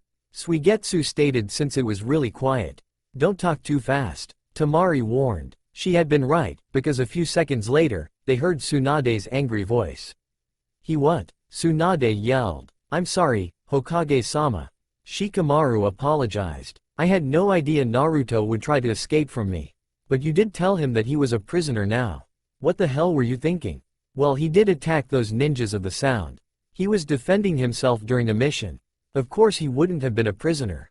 You know how much I care about Naruto, Shikamaru. I am disappointed in you. Shikamaru sighed. Troublesome, he whispered. Don't give me that, Tsunade warned. Just bring in the others. Shikamaru opened the door and motioned for Temari and the others to get inside. Hokage-sama, Temari bowed. Tsunade nodded slightly, then looked at the 3 so-called criminals. Suigetsu looked amused. Karen looked bored and Jugo well. He was just still and quiet as always. My head hurts. Tsunade sighed. Shikamaru, could you bring Sakura for me please? Hi. Shikamaru went in Sakura's office and asked her to come with him. Is Naruto back from his mission? She asked anxiously. Well, about that, what happened? If you stop interrupting me I'll tell you. Well, Naruto kind of escaped. Shikamaru clumsily explained. Escaped? With Sasuke? Oh, yeah. Sakura's green eyes lit up, but maybe he just wants to talk to him, and convince him to come back here. Maybe. Shikamaru nodded but he didn't really believe that. When they got to the Hokage's office, Suigetsu was telling the whole story of how he was held by Orochimaru, and then of how he joined Sasuke, but with his own twist. I couldn't escape by myself, you see, I was stuck there because of that old pervert Orochimaru. So when Mr. Sasuke pretty boy came to save me, I was really grateful. Plus he had killed the old perv so I was glad. I never really liked him, no offense, I know you were his teammate before. No, that's okay, keep going. Tsunade was surprisingly interested in Suigetsu's story. Suigetsu shrugged and resumed his story, so yeah, I told him that I'd stick along because, you know, I didn't really have anywhere else to go. And he was going after the Akatsuki, which I was interested in myself. I wanted to defeat Kisame, you know. That's a long story, we won't get into it. So you know, at first, we weren't doing anything wrong. And then after he defeated his goddamn brother, he got all sensitive and crying and stuff. If I got it right, it's hard with him because he hardly ever talks, but I think he wanted to avenge Itachi and for that he needed to work with Madara for a little while, or something like that. We didn't have much of a choice. We didn't get our say at all in this, because if Sasuke wasn't forcing us, Madara sure made it clear that nothing good would happen to us if we just quit, you know. The Akatsuki, they were pretty hardcore. So here we are, criminals I guess, but we were really just stuck there with no other options, you see. Suigetsu stopped talking, out of breath, drank some water from his bottle and then looked back at Tsunade. She had her elbow on the table, with her head resting in her hand, and she seemed to be hesitating. When she looked up, she noticed Sakura was there. "Sakura, what is your opinion on this?" Tsunade asked her student and now assistant. Sakura sighed and looked at Karen. "I know that this girl is innocent. I remember when we captured her and I had to heal her. Sasuke had almost killed her and she was ready to give us information. Even if she escaped during the war with Madara, I'm sure of one thing, she's always been manipulated by Sasuke." "Yes, I am a victim, Hokage-sama," Karen said, glancing down. Beside her, Suigetsu was obviously repressing laugh. Karen elbowed him in the ribs roughly. "If I can say anything, Hokage-sama," Temari stepped in. "I think this man deserves a second chance." She pointed at Jugo. "He cooperated with us from the beginning and never tried to harm us." Tsunade nodded slowly. "Would you guys be interested of being on probation and training with Konoha Shinobi, until we decide that you are suited to go on missions and work for us?" Suigetsu shrugged and smiled. "Works for me." Karen and Jugo just nodded respectfully. It was better than what they had expected. But then Jugo frowned, speaking for the first time. "Is that what would have happened to Sasuke too?" Tsunade shook her head sadly. "I'm afraid not. His crimes are a lot worse than yours, and he is internationally wanted." Jugo nodded slowly, but stayed quiet. Karen, on the other hand, still had one question. "Who is going to train us?" Tsunade smirked. "Shikamaru and Sakura will be responsible for you three." "What? But Tsunade-sama. Sakura, it's a very important mission I'm giving you." "Hi, troublesome." Shikamaru mumbled but Tsunade ignored him. "I will go back to the sand now. I must report this to the case cage." Temari said. "You may go." Tsunade nodded. "As for the others, you may go as well, it's getting late. I'm going to give you three a temporary apartment and you will be under Anbu watch during the nights. During the day, you will be under Shikamaru and Sakura's responsibility." They all walked out of the room, and Sakura brought the three ex-Taka team members to their apartment.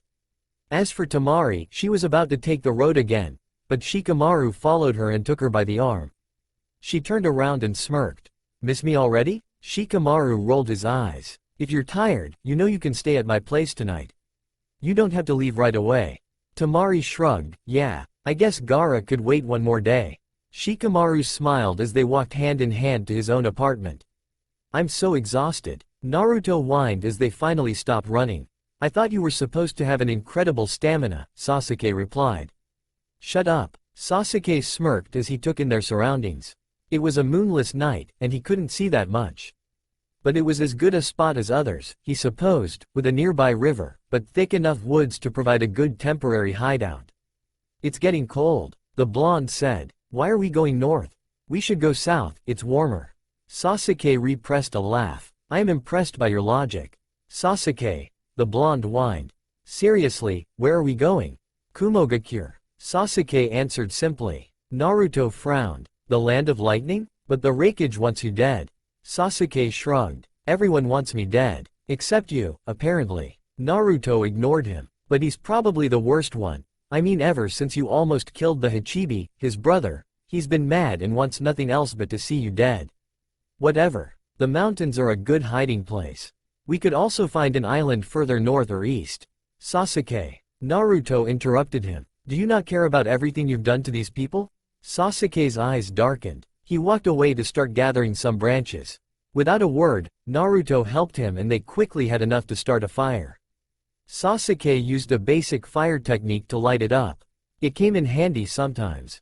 But as they sat next to it to get warmer, Naruto seemed intent on continuing his questioning. "When you had to bring the 8 tails to Madara, it could have been me. Would you have done it anyway?" Sasuke looked up only to see that Naruto's blue eyes were searching his intensely.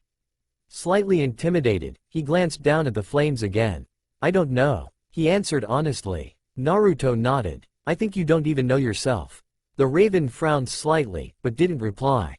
The silence became heavy between them.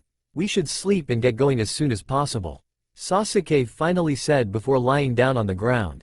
Naruto did the same. "Right." About an hour later, Sasuke still wasn't sleeping. He was exhausted, but his confusing thoughts and mixed feelings wouldn't leave him alone. They were all focused on one very annoying blonde ninja, of course. Said blonde happened to be lying down right next to him, his back facing Sasuke. The light of the flames made his hair appear a pure gold, just slightly reddish. It was really beautiful. Sasuke curled up even more on himself. He didn't know what to think about this whole situation anymore. Why had he wanted Naruto to come with him? Right before that, he had wanted to kill him.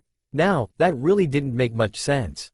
Sasuke? Naruto's voice said. What? Are you sleeping? Sasuke chuckled. Usura Tonkachi. Stop calling me that. Sasuke, did you really want to kill me? Sasuke's eyes widened slightly. Could Naruto read minds now or what? Because I don't think I really wanted to kill you. Naruto continued. He turned around to face Sasuke. Those damn blue eyes were staring at him intensely again. Well, if you really wanted to, you could have done it so. But even before, I don't think I ever wanted to kill you. Even if you had tried to destroy Konoha like you intended to. How can you say that? He frowned. Of course you would have protected the village from me. Yeah, but I would have done it without killing you. Naruto made a little smile. Why? Because you weren't yourself. The blonde answered simply. Sasuke's eyes darkened and he turned on his other side, his back now facing Naruto. You're wrong. I was being myself and I really would have done it. And I really would have killed you too. I think you're the one who's wrong. Sasuke sat up and looked down at Naruto angrily. What the fuck do you know? You don't know anything. He stood up and walked away quickly. He didn't know where he was going. He just wanted to get the hell away from Naruto. He was way too annoying with all of his stupid questions. But of course Naruto had to follow him. The blonde grabbed his arm to stop him. Sasuke pulled his arm away harshly and punched Naruto in the face. The blonde kicked him and they both fell to the ground, and then they kept on fighting and turning until they were too exhausted to even move. They ended up lying down on the ground, panting, glaring at each other. Why are we always fighting? Naruto asked. Sasuke sat up painfully. It's your fault. Stop annoying me. Naruto sat too. No. Fucking stubborn idiot. Stop annoying me tonight? The blonde hesitated. Okay. Sasuke rolled his eyes and almost smiled. They quietly walked back to their camp and this time they both fell asleep quickly, too exhausted from the fight. When Naruto woke up he felt something soft as silk, like a pillow that was on his chest and that he was caressing with his hand. But it couldn't be a pillow, he thought as he remembered he was sleeping on the ground of a forest. He slowly opened his blue eyes, only to see black in front of him. Sasuke's raven hair. And said Raven was sleeping with his head on Naruto's chest, and he seemed to find it really comfy. How the hell was his hair so soft? Naruto sighed, he didn't want to wake him up. Sasuke looked so adorable like this. Naruto almost laughed at his own thought. Adorable? That wasn't a word that he had used often to describe Sasuke. But indeed he was, deep in his sleep with his beautiful traits relaxed, his eyes closed and his black hair all messy. But then the moment was over. Naruto had probably shifted a little or something, because Sasuke was slowly waking up.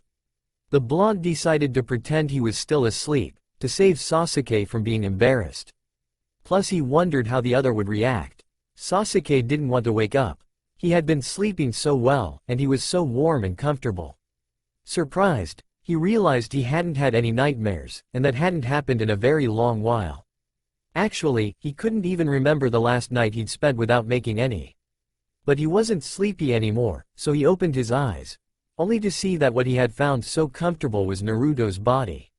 When he realized that, he quickly pulled away and looked down at Naruto, almost scared. But the blonde was still asleep. Sasuke sighed, relieved that he wouldn't have to explain himself. Naruto chose that moment to stop pretending. He opened his eyes slowly, yawned and stretched. Then he grinned widely. Hey Sasuke, what do you want to do today? Sasuke rolled his eyes. Dobi, this isn't a vacation trip. But Naruto ignored him. Oh I know, we should go to the hot springs. Sasuke shook his head, slightly amused. No, we don't want to stay here too long. Naruto pouted, then nodded and they started walking. After a while though, Naruto got tired of the silence, and he couldn't help but try again.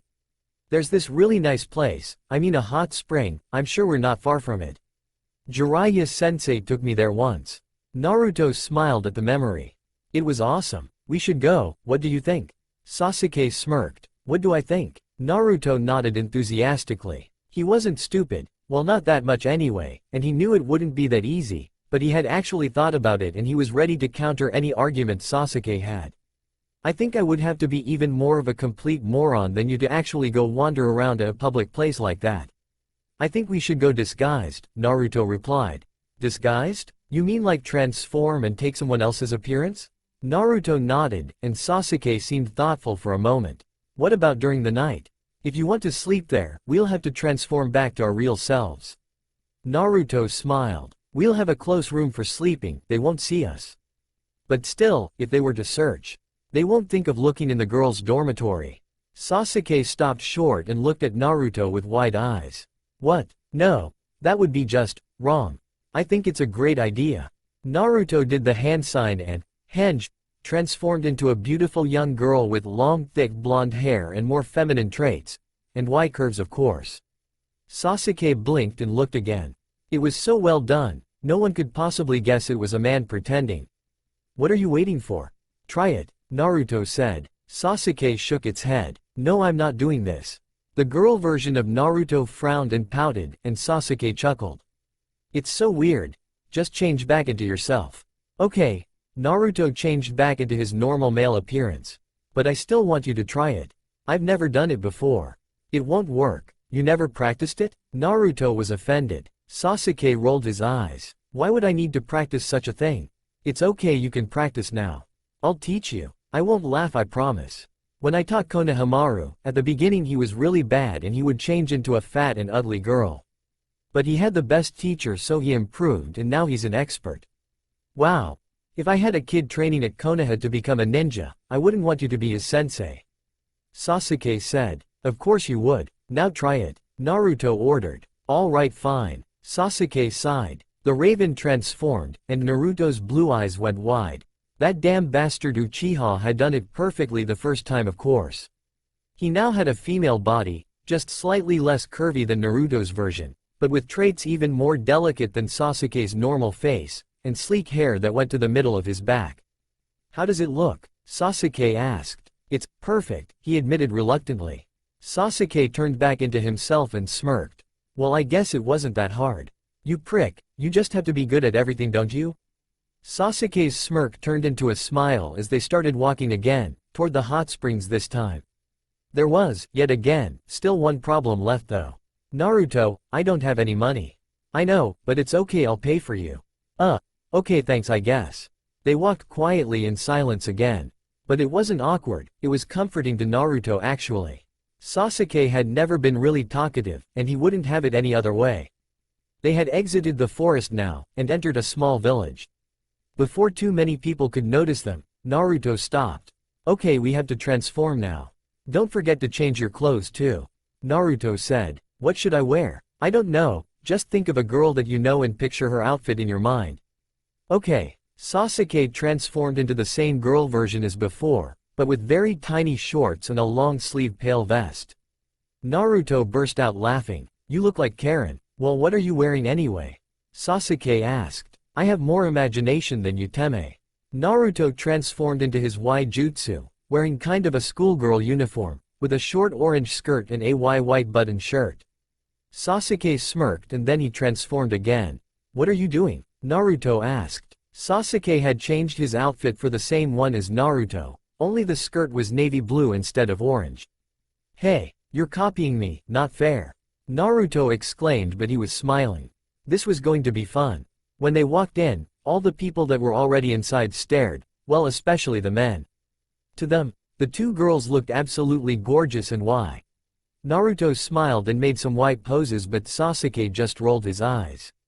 He took the blonde by the arm and led him to the cashier. Hello ladies, and welcome to our beautiful hot spring. What can I do for you? The man asked with a very wide smile. We just want the regular one-night deal. Naruto smiled seductively, making his voice sound feminine. The man blushed. Of course, what are your names? I'm Naruto and this is Karen. Naruto took Sasuke by the arm and giggled, acting like a stereotypical dumb blonde. The man nodded and wrote the names down. He had a little smile like he was expecting the blonde girl to be stupid. Sasuke was impressed. Naruto really knew how to do this. How many times had he pretended to be a girl anyway? Naruto paid and they went to their assigned room. It was, as Naruto had expected, very private and of course on the girls' side of the place. Karen? And you said you had imagination, Dobi. Sasuke teased. Shut up, if you had a better idea for your name you could have come up with it yourself. You didn't even talk back there. Oh, I'm sorry, Naruto. Sasuke teased, insisting on the last part of the fake name. But transforming into a girl isn't one of my hobbies. Besides, I don't think I could make my voice sound girly. You're pretty girly right now though. Look at you. Naruto pushed Sasuke in front of a mirror. The raven gasped and his dark eyes widened. This is so weird. Naruto laughed. I know. Whatever, let's just go. Naruto just removed his clothes and wrapped his body into a towel. Sasuke couldn't help but stare at him, the whole time. Okay, this is too weird. He said again. Come on, let's just go. Naruto whined. Fine. Sasuke quickly undressed and put a towel around his female body as well. But it's kinda wrong, no? I mean, we're not real girls and all. Naruto burst out laughing. Sasuke frowned. What's so funny? Sasuke Uchiha, international criminal, worried about going in the girls' baths being so terribly wrong. He did have a point. Besides, it's not like any of us are into girls anyway. Naruto added matter-of-factly. Sasuke's eyes widened but he didn't reply. How in hell could Naruto know about that? Maybe because back in Konoha all the girls had been all over him, and he had never paid any attention to them. There were a few girls in there, but they didn't pay much attention to the two newcomers. So the two boys in disguise just entered the hot water. Sasuke thought it was soothing and purifying, and he was secretly glad that Naruto had suggested this. It feels so good, Naruto whispered. Sasuke just nodded and closed his eyes. He had really needed this, and he was content to just let his body relax, even though it wasn't his real one. At least he was sure that no one would look for him there, and even if they did they wouldn't find him, so it was a great temporary solution. Sasuke opened his eyes when he suddenly remembered the price for a night at this place. It had cost Naruto a lot of money for them both. Hey Dobi? He asked in a low voice, making sure the other girls couldn't hear him. What? How is it that you have so much money? The blonde shrugged. Well, you know, missions. I'm a Junin now, so I go on very dangerous missions, but they pay a lot too. But don't you spend it for yourself? Naruto turned to look at him and he shrugged again with a sad smile. I don't go out that much, you know, so I wouldn't know how to spend it. I've been very busy with rebuilding Konoha, training young shinobi and helping Tsunade no Ba-chan a lot too because I want to be the next Hokage, you know. Better get ready for it. Oh. Sasuke looked down. Hey, did you ever go out with someone? Naruto laughed. What's with you? You're so talkative all of a sudden. Where's my Sasuke Teme? Who are you, you evil girl, and what have you done to my best friend? Sasuke laughed a little at this. Naruto was right, he was never usually this talkative. Except maybe when he was 8 years old and asking his Aniki questions all the time. He stopped laughing and frowned slightly. He definitely didn't like thinking about those memories. They were so bittersweet, but Naruto brought him out of his now dark thoughts by answering his question. Well, I considered going out with Hinata. We actually became really close. But I just couldn't, you know? She's more like a good friend to me. And I realized I don't like girls anyway, so. So what about you? Naruto asked. Sasuke shook his head. No, I mean I've never been with someone. Naruto nodded and they stayed quiet for a while, just enjoying the warmth and the calm. Hey, all the girls left. Sasuke suddenly noticed. How long have we been in here? Not that long, it's probably just because it's time to eat. So do you think we'll be alone for a little while? Sasuke asked. Yeah, probably. Why? Naruto asked. Sasuke dived in the water, and when he came out again he was back to his normal appearance. Naruto laughed. What if someone sees us? Sasuke shrugged. You said no one would be here for a while. Besides, I don't really like being a girl. But you were so Y in that tiny girl uniform. Naruto teased. Not as Y as you apparently. Have you seen the reactions of the men in there when they saw you? Sasuke teased back. Naruto imitated Sasuke. He went into the water and changed back to his real appearance. Sasuke couldn't help but stare. The last rays of sunlight made his golden blonde hair shine, and it was dripping on his lean, muscular torso. His blue eyes seemed amused when he glanced back at him. Sasuke looked away. Well, Naruto replied, they only reacted like that because they thought I was a dumb blonde, or a slut. Sasuke laughed as he went to sit back on the border of the baths. And is that true? What? That you're a dumb blonde? No. Shut up you bastard. Naruto threw water at Sasuke's face. Sasuke joined in the game, and soon they were throwing water at each other pretty aggressively. But when Sasuke got close enough he caught Naruto's wrists to stop him from throwing water, and they just stopped moving completely. Suddenly Sasuke felt very hot. A little bit too hot, and it was not just because of the water. He let go of Naruto's arms and walked away. I'm gonna go take a shower now. Cold shower, he added to himself. Naruto watched in awe as the raven got out of the water and quickly wrapped a towel around his pale body. So beautiful, he thought. As Sasuke returned inside he changed back into a girl. Naruto waited a few more minutes, and then he imitated Sasuke, changing into a girl as well for precaution. The skin on his wrists still tingled where Sasuke had touched him. He better enjoy these moments while he could, he thought sadly, because the next day they would be back on the road, and who knew what would happen then. The two girls went in the little restaurant for dinner since there was no room service available. They both ordered some sushi and Naruto ordered some sake. He had tried it before since he looked older now, but most of the time they asked to see an id. But surprisingly, or not, the waiter didn't ask and immediately brought the girls some sake. When he walked away, Naruto whispered, "Wow, I should really be a girl more often." Sasuke rolled his eyes and poured a little bit of the strong alcohol in their two little cups. They ate and drank pretty much in silence, but at some point they started getting a little bit tipsy. They both weren't used to drinking and even if it was just a little bottle, it still had some effect. Naruto just started telling Sasuke about everyone in the village, and at the beginning the raven was rolling his eyes like he didn't care, but after a few more gulps of sake, he was smiling and even laughing at Naruto's ramblings. And Kiba, oh my god, Kiba is so retarded. See, he likes Hinata, and to seduce her he sent his dog to tell her. How retarded is that? Sometimes he thinks his dog is a human. And Shino. He's always like, Naruto, when you came back from your training with Jiraiya, you didn't even recognize me. That was freaking 2 years ago. Can't he get over it already? And oh my god, Shikamaru's the worst one. It's so obvious that he loves Tamari, but he just won't admit it and he says it's too troublesome. He's so annoying. Why doesn't he just go out with her already? Sasuke interrupted him, laughing. Yeah, well, it's just like Suigetsu and Karen. I mean, they pretend they hate each other, but they're not fooling anyone. Yeah, hey pretty girls, sorry to interrupt. A guy from a table nearby stood and came to talk to them. It's just we saw that you seemed to be drinking and having a good time and my friends and I. Well, we were wondering if you ladies wanted to join us. Naruto and Sasuke looked at said friends the guy had mentioned and they all looked like perverts. No thanks, we were just leaving. Naruto said. What about you then, cutie? The guy asked Sasuke. Naruto suddenly felt possessive. He stood and took Sasuke by the arm. I said we were leaving. She can talk for herself. The guy said, smiling at Sasuke. Sasuke stayed silent, but his glare was pretty scary.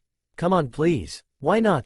He pleaded again, apparently turned on by the glare more than anything, and he raised his hand to brush Sasuke's pale cheek. Because she's with me, Naruto said, pushing the other's arm away. What? 2 Y girls like you? I can't believe it, it would be such a waste, he protested. When he didn't get an answer he went on, prove it then. Naruto looked at Sasuke, who raised a delicate brow. Naruto took it as a challenge. It was quite a sight for the perverted drunk men looking. Naruto softly brushed the long raven hair of the other behind his shoulder and moved closer. Their lips touched and they kissed softly. Sasuke surprised Naruto by licking his bottom lip, and Naruto put his arm around the other's waist to pull him closer and deepen the kiss. He slid his tongue in Sasuke's mouth, and they battled playfully to dominate the kiss. Naruto pressed their lips together one last time, and then they finally pulled away. Naruto just looked into beautiful onyx eyes for a moment, and he suddenly remembered where he was. He glanced at the other guys. They all had their mouth wide open and were staring, some of them literally drooling. Naruto laughed and took Sasuke by the hand. Come on, Karen. Sasuke just nodded and followed him back to their room. Naruto closed the door and leaned on it, changing back into his normal appearance. Aw man, did you see their faces? It was so hilarious. Sasuke also changed back. Such perverts. Yeah, I know. But we made them shut up, that's for sure. The blonde laughed. Naruto chose not to talk about how intense the kiss had been for him, but somehow he was certain it had been just as intense for Sasuke. It was getting really late and, the alcohol probably not helping, they were both really tired. They lied down each in their respective single beds, and fell asleep quickly. Sasuke was 8 years old again, training with his brother happily. Itachi was teaching him how to throw kunais with more skill and precise aim. After the training, they were both laughing while going back home happily. Makoto and Fugaku were smiling when they stepped inside, proud of their boys. The scene changed again. No matter what happens, I'll always be your brother, and I'll always protect you. Itachi was telling him while they were sitting outside on the porch. Another change of scenes. Sasuke was walking inside his big and abnormally quiet house. But suddenly he gasped and fell on the floor. Not that again, please not again. His parents, their dead bodies lying on the floor. So much blood. Ni-san? Sasuke cried out, looking for his older brother. Oto-uto. Itachi whispered in a broken voice behind him. A now 16 years old Sasuke turned around and Itachi was standing in front of him. He was bleeding and weakened but his hand was still reaching towards Sasuke. Oto-uto. I just need your eyes, Itachi stuttered. Sasuke was frozen, he just couldn't move. He felt so much pain as his eyes were ripped off of their sockets. As he was screaming, he tried to cover his injuries with his hands but he couldn't. Someone or something was stopping him, was holding his arms back.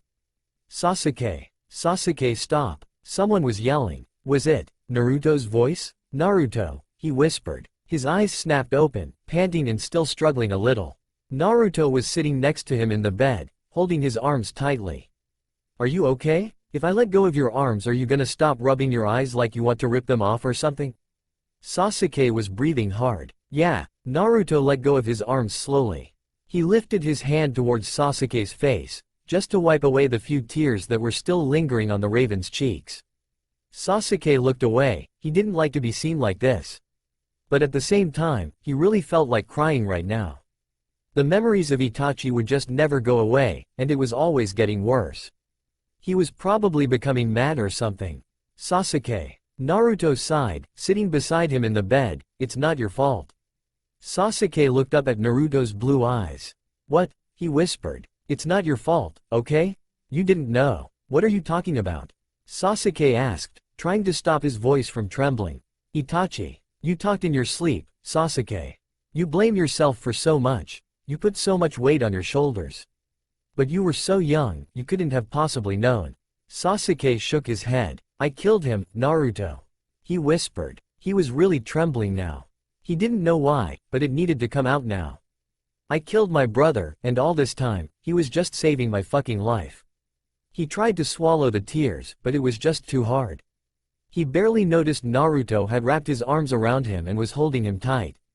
He buried his face in Naruto's chest and cried, his body racked with sobs. You didn't know. Naruto told him again, rubbing circles on his back soothingly. I didn't want to know. I was blinded by revenge and now I lost him. He was my only family, and I loved him so much. And now he's gone, and it's my fault. And I can't have him back. It's not your fault, Naruto protested once again. The blonde was caressing Sasuke's raven locks with one hand and holding him with the other, rubbing his back soothingly to try to ease the trembling a little. He had never seen Sasuke like this before, but somehow he knew this had to happen. After Sasuke had calmed down, they fell asleep like this, their bodies entangled together. Sasuke clinging to Naruto, just to hold on to something. In the morning Sasuke woke up with a new determination. Naruto was still sleeping soundly. Good, he thought. He softly moved away from Naruto's arms, and he got up. He fixed his clothes and placed his sword on his back. Before leaving, he wrote a little note for Naruto. Sasuke didn't even bother changing into a girl's appearance. He just left, and no one noticed him anyway. He took the road, not even bothering to hide. He didn't care anymore, he felt completely alone, and that was okay. Or maybe he was only trying to convince himself. What had happened with Naruto, this closeness, the kiss, these feelings between them. It couldn't happen again. As Sasuke had expected, not long after he had taken the road, a group of ninja from the land of lightning came across him. They were 5 and their leader told them to stop when he saw the man that was standing in front of them. He looked carefully then gasped. Uchiha Sasuke. I can't believe it. What the hell do you think you're doing, wandering around here? Yeah, another one exclaimed. We've been searching you for so long. Raikage will be giving us great rewards if we can bring you to him. Alive or dead, that is. Sasuke smirked as they kept rambling on the rewards and stuff like that. He took his katana in his hands. It felt good. Maybe he really was going mad. But he just needed to fight, that's what he was good at doing. He wouldn't hurt them. Well, not too much anyway. He didn't want to kill any more people uselessly. Maybe Naruto was starting to rub off on him. One of the ninja was sent away to bring reinforcements. So there were 4 standing in front of the Raven. So are you gonna shut up and attack me or what? He smirked. When Naruto woke up, alone, he was very upset. He put his head in his hands and sighed. I can't believe he did this to me, again. He had read Sasuke's note and he didn't know what to think anymore. Naruto, go back to Konoha. Tell them I attacked the sound ninja on my own. You'll be just fine. And you shouldn't give up your dream of becoming the Hokage, you're almost there. As for me, I can't be close to anyone. Don't chase after me anymore. You have your own life to live. He was really pissed. Sasuke didn't understand anything. After giving Naruto this one chance to get closer to him, he just fucking left like that? His own life to live, he thought bitterly, was this a fucking joke? Sasuke really didn't understand him at all. He left the place quickly, determined to go, yet again, after the Raven and do something, anything that would make him understand. Maybe punch him, or just shake him and yell to stop fucking running away all the time. Sasuke was actually enjoying himself. His Sharingan could see through all the movements and attacks of the opponents, it was like in slow motion. He didn't use any techniques, he just fought back with his katana and taijutsu. And he didn't really hurt the ninjas, he just knocked them off or hurt them enough that they wouldn't stand up for a little while. He was getting tired, though, because more and more were coming. It was as if the Land of Lightning was deploying an army to fight him or something. Well, this was probably the Raikage's influence. But the Raven didn't care, he just kept fighting, he was in a sort of trance. Fighting made him forget everything, and he felt thrilled. He just wanted to stop thinking. At this point, he didn't really care if he was outnumbered and getting more and more exhausted, he wasn't scared of dying. Standing in the middle of the street, Naruto was concentrated, using Sennin mode to try and feel Sasuke's chakra. But instead he felt 3 very familiar chakra that were coming near him. He didn't hide, he just waited for them. Soon, Kiba and Akamaru, Hinata and Shino were in front of him. Naruto, we finally caught up to you. Kiba enthusiastically exclaimed, he shouldn't be out in the open like this. Maybe this is a trick. Shino said. The blonde shook his head. This is not a trick, guys. But what the hell are you 3 doing here? Are you on a mission? Yes, we're on a mission to find you and bring you back to Konoha. Kiba said. So, you're going to come with me. Kiba jumped and caught Naruto in his arms. They both fell on the ground roughly, but the blonde struggled and managed to push Kiba away. Dude, how did you get this strong? Kiba said as he tried to attack Naruto again. Kiba, back off, okay? Naruto replied, maintaining a safe distance. He's right, Kiba, Hinata said in a soft voice. He's not trying to escape, you don't have to attack him. She came to stand between them, to stop them from fighting. Thanks, Hinata. Naruto smiled. She smiled back. I'm glad you're okay. So you guys are on a mission to bring me back to Konoha, huh? Naruto laughed. Well, this is kind of ironic. Hinata frowned. Yeah, but Naruto, what happened? Where's Sasuke? Kiba seemed to remember something. Oh yeah, he was supposed to be with you and we were supposed to bring him back too. Where is he? Naruto shook his head. Damn Kiba, you can be such an idiot sometimes. Do you know where he is?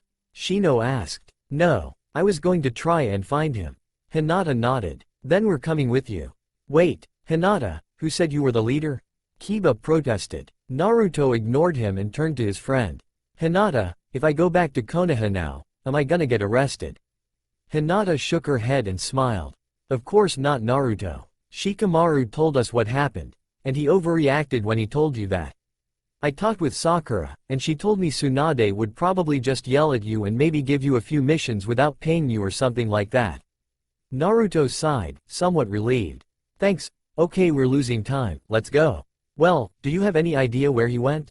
Kiba asked. Naruto looked down. Actually, not really. Oh, and I'm supposed to be the idiot here? Kiba replied and Akamaru barked, as if agreeing. Annoying dog, Naruto thought. While Kiba and Naruto continued arguing, Hinata activated her Byakugan. She suddenly gasped and brought a hand to her mouth.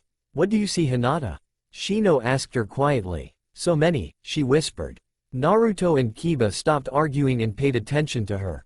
Hinata? Naruto asked, suddenly anxious. She frowned. There are so many people. I don't know who they are, but they're all fighting and a lot of them are down. Is Sasuke there? Naruto asked. Yes, I can recognize his chakra. And he's the one they're all fighting.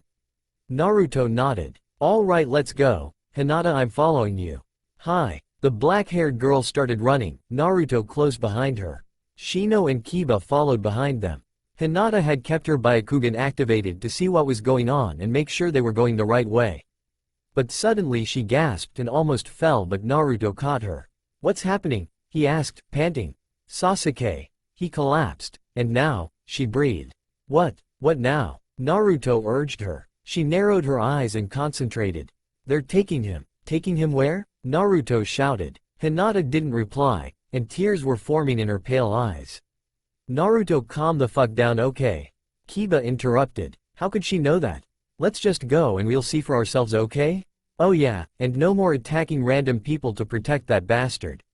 Naruto glared at Kiba. He felt like punching him, very hard. But he just took in a deep breath and looked back at Hinata. I'm sorry, Hinata. Let's go. He started running again, the others following him.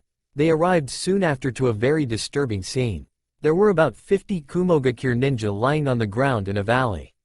All were groaning and moaning, some of them even still unconscious. What the hell happened here? Kiba asked. Hinata was checking them to see if they were all right. None of them's really hurt. They just have minor injuries, she stated. One of them caught Hinata by the arm. Hey, we got him. We finally got him. What? She asked. That fucking Uchiha bastard. Naruto kneeled beside the man. Please tell us what happened. Well, he was just walking there on the road.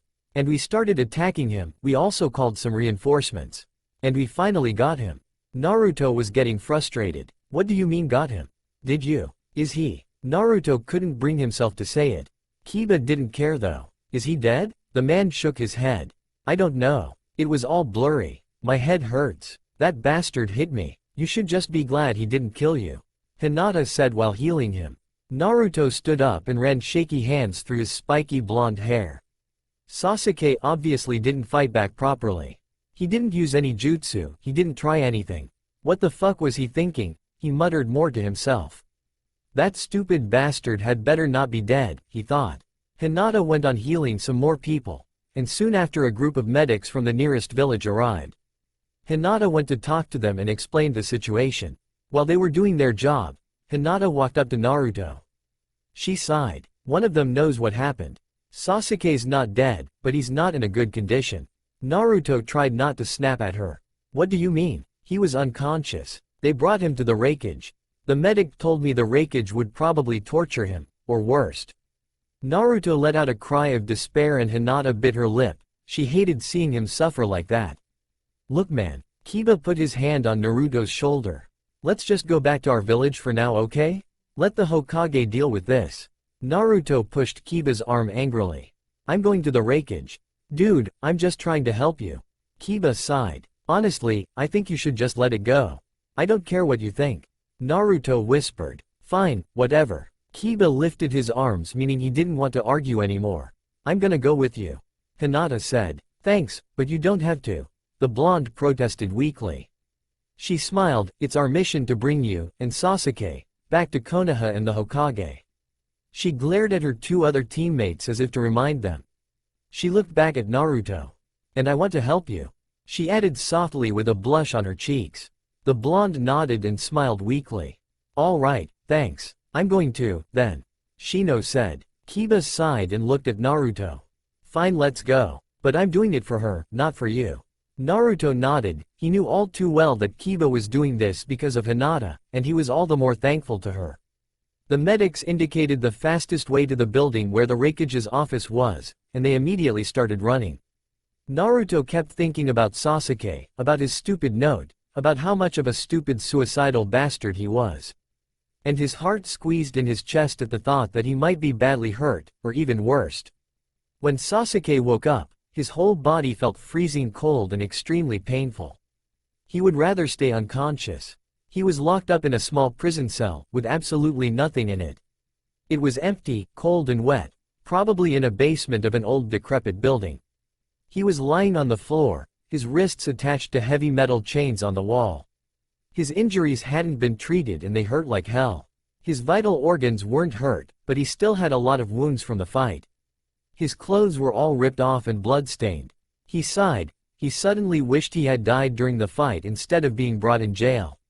He scanned his surroundings, well, as much as he could see. He could have escaped easily using one of his jutsu. There weren't that many guards anyway, and this place didn't seem that solid. But he didn't want to. He didn't know where to escape anymore. He just didn't care. One of the guards noticed that he was awake. "Hey, Uchiha's awake," he told another guard. The other nodded. "Okay, well, time to have some fun then." Sasuke heard them and he raised a brow. Have some fun? Did they seriously think they could have some fun with him, whatever the hell that meant? They opened his cell and laughed. "Look what we got here. Even with all this blood, you're still pretty cute." "Yeah," the other said. "It's not often that we have new prisoners here. Especially pretty ones like you." Sasuke's face was as bored and expressionless as ever. The guard laughed even more. "Look at that. He's not even scared. Oh, I bet he'll be scared soon enough." One of the guards approached him, but Sasuke's reflexes were really sharp, even in his injured state. In a split second, he stood up and kicked the man's face. "Oh!" the man screamed, bringing his hands to his face. His nose was broken and he was bleeding profusely. The other looked hesitant. Sasuke smirked. "So, who's scared now?" he teased. "You two are a pathetic excuse for a prison guard. You'll regret this, you son of a bitch." The guard with the broken nose screamed. Sasuke frowned slightly. He was getting sick of these two. His eyes turned red and he used a genjutsu on them. They were too weak to notice what was happening to them. Because of Sasuke's illusion, all they were seeing now was a world in black and red shades, with raven birds attacking them, and it felt as if they were being stabbed every time. Soon they were both lying on the ground, screaming and struggling against an invisible force. After just a few seconds, although it had seemed an eternity for the two men caught in the genjutsu, Sasuke dropped it and closed his eyes. When he opened them again, they were their normal black. The two men got back on their feet hesitantly. They turned to look at the prisoner, real fear in their eyes now. What the hell was that? I don't know, but I don't want to stay near him anymore. Let's go report this. Yeah, you'll pay for this, Uchiha." They closed his cell and walked away quickly. Sasuke sighed and let himself slide down to sit on the floor, his back against the cold wall. At least he was rid of these two. It wasn't long before some more people arrived in front of his cell though. These ones were not just guards. They were trained shinobi, and pretty strong ones too, Sasuke could tell. There were 6 of them. The first one had the key to the cell in his hands. "We're here by the order of the Raikage to retrieve information," he said, unlocking his cell. Sasuke smirked. Is the Raikage scared or something? Why does he need to send people to do his dirty work?" "Don't you dare insult Raikage-sama," one of them yelled. These people were so goddamn annoying. The one with the key proceeded to unlock the door, and he smirked as he approached Sasuke, a kunai in his hand. Sasuke wondered just how idiotic these people were. A kunai, seriously? He gathered lightning energy into his hands, and with a scream he broke free from the chains. He kicked the man's wrist, and caught the kunai as it was flying in the air. "Thanks," he said mockingly, then storming out of the cell he transformed into one of the guards. Hey, catch him, hurry up." But Sasuke was running much faster than any of them. Problem was, the place was a goddamn labyrinth. He was running through the old building, passing corridors and corridors of prison cells. He eventually found stairs, and climbed them up as fast as he could. Some people looked at him funny, but he ignored them. And, since he was disguised as one of the guards, they didn't go after him. Sasuke wondered what kind of lame, pathetic prisoners they were used to have, but damn, he'd never thought escaping from jail would be that easy. He found an exit door in no time, and he arrived in a little dark alley. It was evening already. He wondered how much time he'd been unconscious. As he quickly hid behind a closed store, he saw several prison guards suddenly come out of the building, running around in every direction. It appeared they didn't even have a chakra sensor amongst them. Sasuke transformed back to his real body. He was exhausted, hurt, and drained of energy, but still he started walking and searching for a hiding place. Sure, he'd pretty much lost his will to live, but he sure as hell didn't want to be stuck in a prison cell. Naruto couldn't bring himself to feel bad for Shino, Hinata, and Kiba, who were all exhausted. He just couldn't stop until they reached the wreckage. But soon he realized they just couldn't keep up anymore, so he stopped and they did the same. Some people were staring at them curiously in the street, probably wondering what these strangers were doing here, running like crazy people in the middle of the afternoon, but Naruto paid them no mind. "Okay," he said, panting. "You guys can stay behind. Go rest and spend the night at an inn or something. I'll keep going." Kiba frowned. "I can't trust you. What if you take that opportunity to escape again?" Naruto rolled his eyes. "Why would I do that? I just want to talk to the wreckage. And save Sasuke, right?" Kiba added. Naruto sighed and glanced away. "Yeah?" Kiba's voice softened. "I'm sure he's fine." Naruto looked back at him. "Thanks," he said sincerely, appreciating Kiba's efforts. "No problem. Hey, I know, take Akamaru with you." Then, turning to his dog, "You're not tired, are you, little guy?" Akamaru barked excitedly and shook his tail. Hinata laughed softly. "I think that means no. That's a good idea actually. I don't want you to go alone, Naruto. Akamaru can help you, and also, he can find us wherever we are if you're in danger and you need us." Naruto smiled. "Thank you guys. Let's go, Akamaru." "Good luck," Shino said. With that, Naruto and Akamaru started running again. Raikage-sama, the assistant, bowed. "There's this kid who demands an immediate audience with you." The Raikage growled threateningly and the assistant hurried in his explanations. "I'm sorry, sir, I know you don't like to be disturbed when you're busy. His name is Uzumaki Naruto," he said. "You'd recognize it." The Raikage's expression changed completely. "Yeah, of course, he's a good friend of my brother. Let him in," he smiled. As soon as the door opened, Naruto burst in the room, Akamaru right behind him. He bowed politely, but quickly. "Hi Raikage-sama, I wish to visit a prisoner, please." The Raikage frowned. "A prisoner?" Naruto had to repress the urge to roll his eyes. Now the Raikage was just playing dumb. "Uchiha Sasuke," Naruto answered while trying to control the trembling in his voice. "To tell you the truth, I was expecting this, but not so soon. Can I see him please?" The Raikage sighed. "Unfortunately, he escaped a few hours ago. My men are searching for him as we speak." Naruto's eyes widened. He was secretly happy, but he hid it to the Raikage, of course. If Sasuke had escaped, it meant he was okay. He had to be okay. "I'm gonna look for him as well. It is my mission, as a Konoha ninja, to retrieve Sasuke.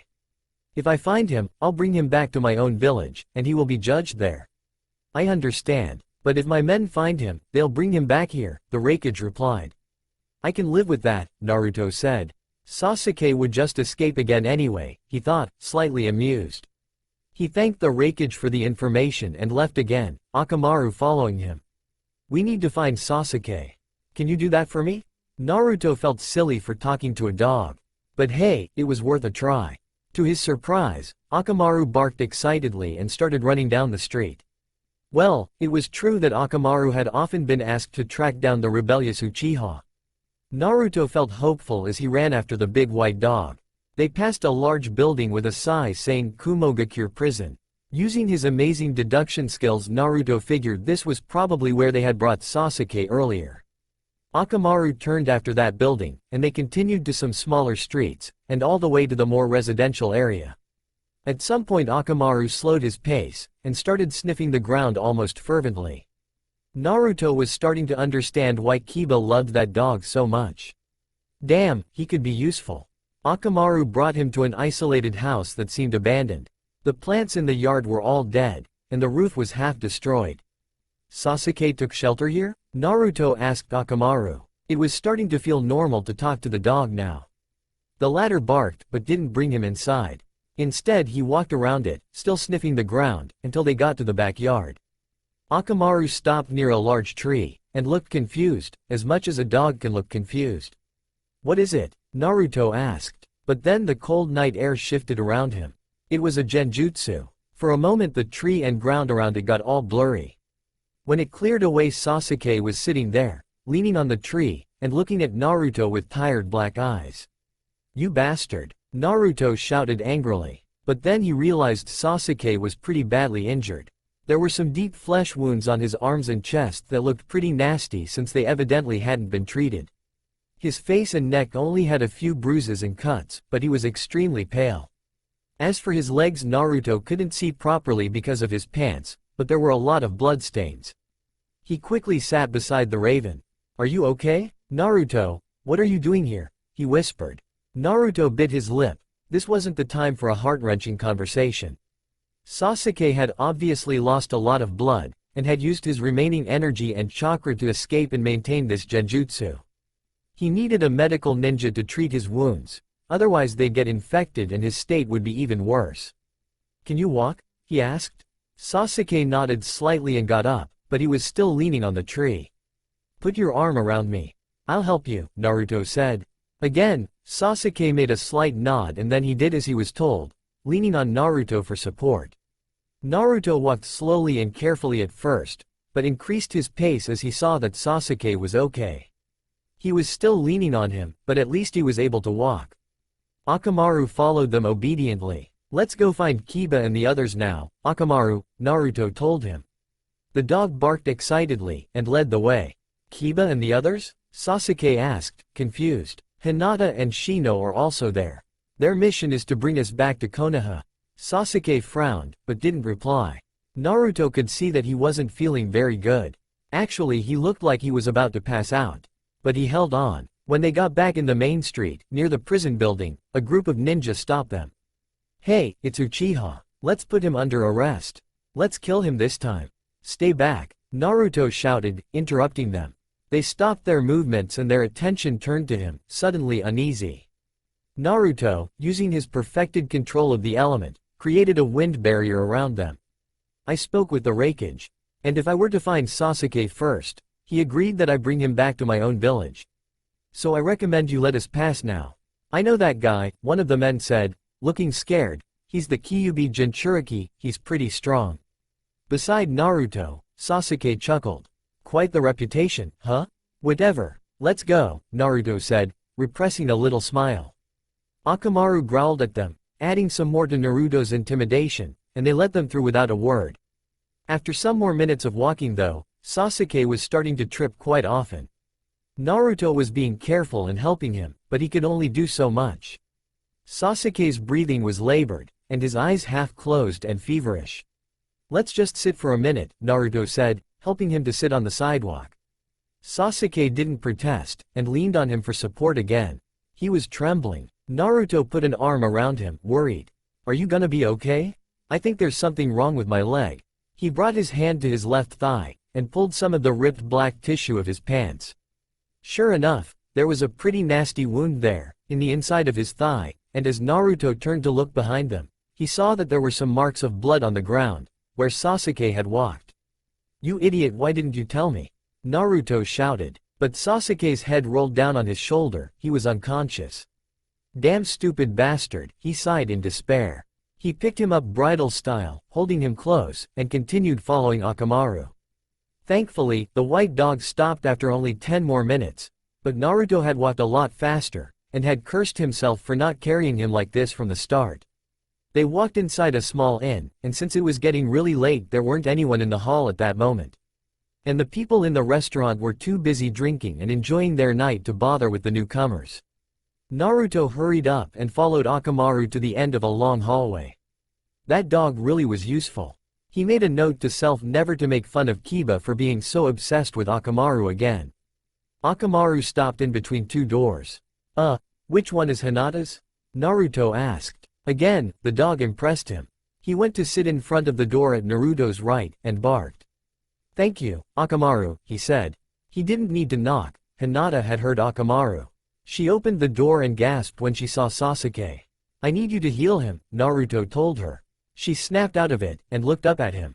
I'll do my best, she said. When Sasuke woke up he felt dizzy. He didn't know where he was and didn't remember how he got there. But he felt somewhat better. Some of his strength had come back although he still felt very tired. He felt cleaner too. All the blood and ripped clothing were gone. Instead he was wearing clean pants and there were bandages all around his stomach and chest. When he looked around him, the first thing he noticed was that Naruto was asleep in a chair next to the bed, and he was holding his hand. There was also another bed in the room and he noticed that someone was sleeping in it. He recognized Hinata. He tried to sit and a grunt escaped his lips when he felt the sharp pain in his body. It made Naruto wake up. "You're awake. How are you feeling?" the blonde asked. Sasuke didn't answer. He was still trying to sit but it was hard with those tight bandages and all of his body feeling sore and painful, especially his left leg, which he realized was also bandaged under the pants. Naruto helped him to sit up. "Here, is it okay like that?" Sasuke nodded and looked away. "Didn't you read my note?" he whispered. He coughed. His throat felt so dry and his lips were chapped. Naruto frowned and didn't answer. Instead he brought him a glass of water. Sasuke drank it in silence. When he was done the blonde took out a little paper from his pocket. "You mean this? This stupid little note you wrote before running away again?" Sasuke realized how upset Naruto was, and he felt a twinge of guilt. The blonde ripped the paper with his hands and threw it away, then glared at the raven. "You keep fucking running away from me. I mean you asked me to come with you. And I said yes, I was willing to throw everything away just to make sure you were okay." Tears were falling from his eyes but he kept talking. "And then you fucking ran away again. And you fought those people just for fun it seems. Just what the hell were you thinking? Were you trying to kill yourself? I know all too well that you could have killed them all if you wanted to, but you didn't. Instead you let them beat you up. Why do you care?" Sasuke whispered. Naruto's blue eyes widened and he seemed desperate. He wiped off his tears and ran his hands through his blonde hair, leaning closer to the bed. "Are you seriously asking me that?" His voice softened. "You really don't understand anything." Naruto shook his head sadly. He took Sasuke's hand and held it tightly. "You told me to stop chasing after you. I can't do that, Sasuke. I'll never stop, and I don't want any stupid note saying that I have my own life to live. I don't want to live my life if you're not in it." Damn, is that so hard to understand? While Naruto talked, Sasuke never lowered his gaze.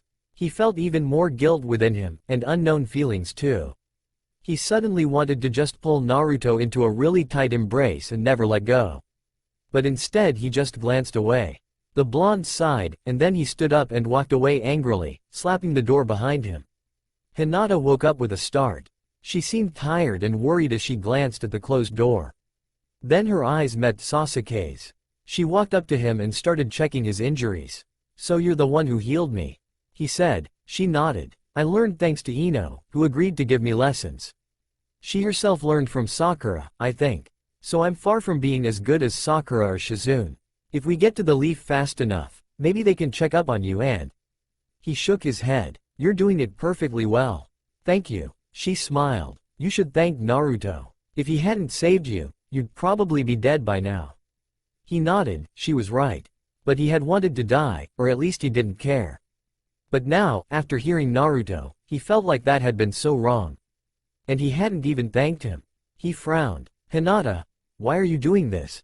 You shouldn't be helping me. I'm doing it for Naruto," she said simply. He sighed. He was causing them so much trouble. He could never belong with them at Konoha anymore. This time was over. Why couldn't Naruto understand that? "You should have let me die. He would have forgiven you," he said. Hinata shook her head, a little sad smile on her lips. "No, you're wrong. You don't understand him at all if that's what you think.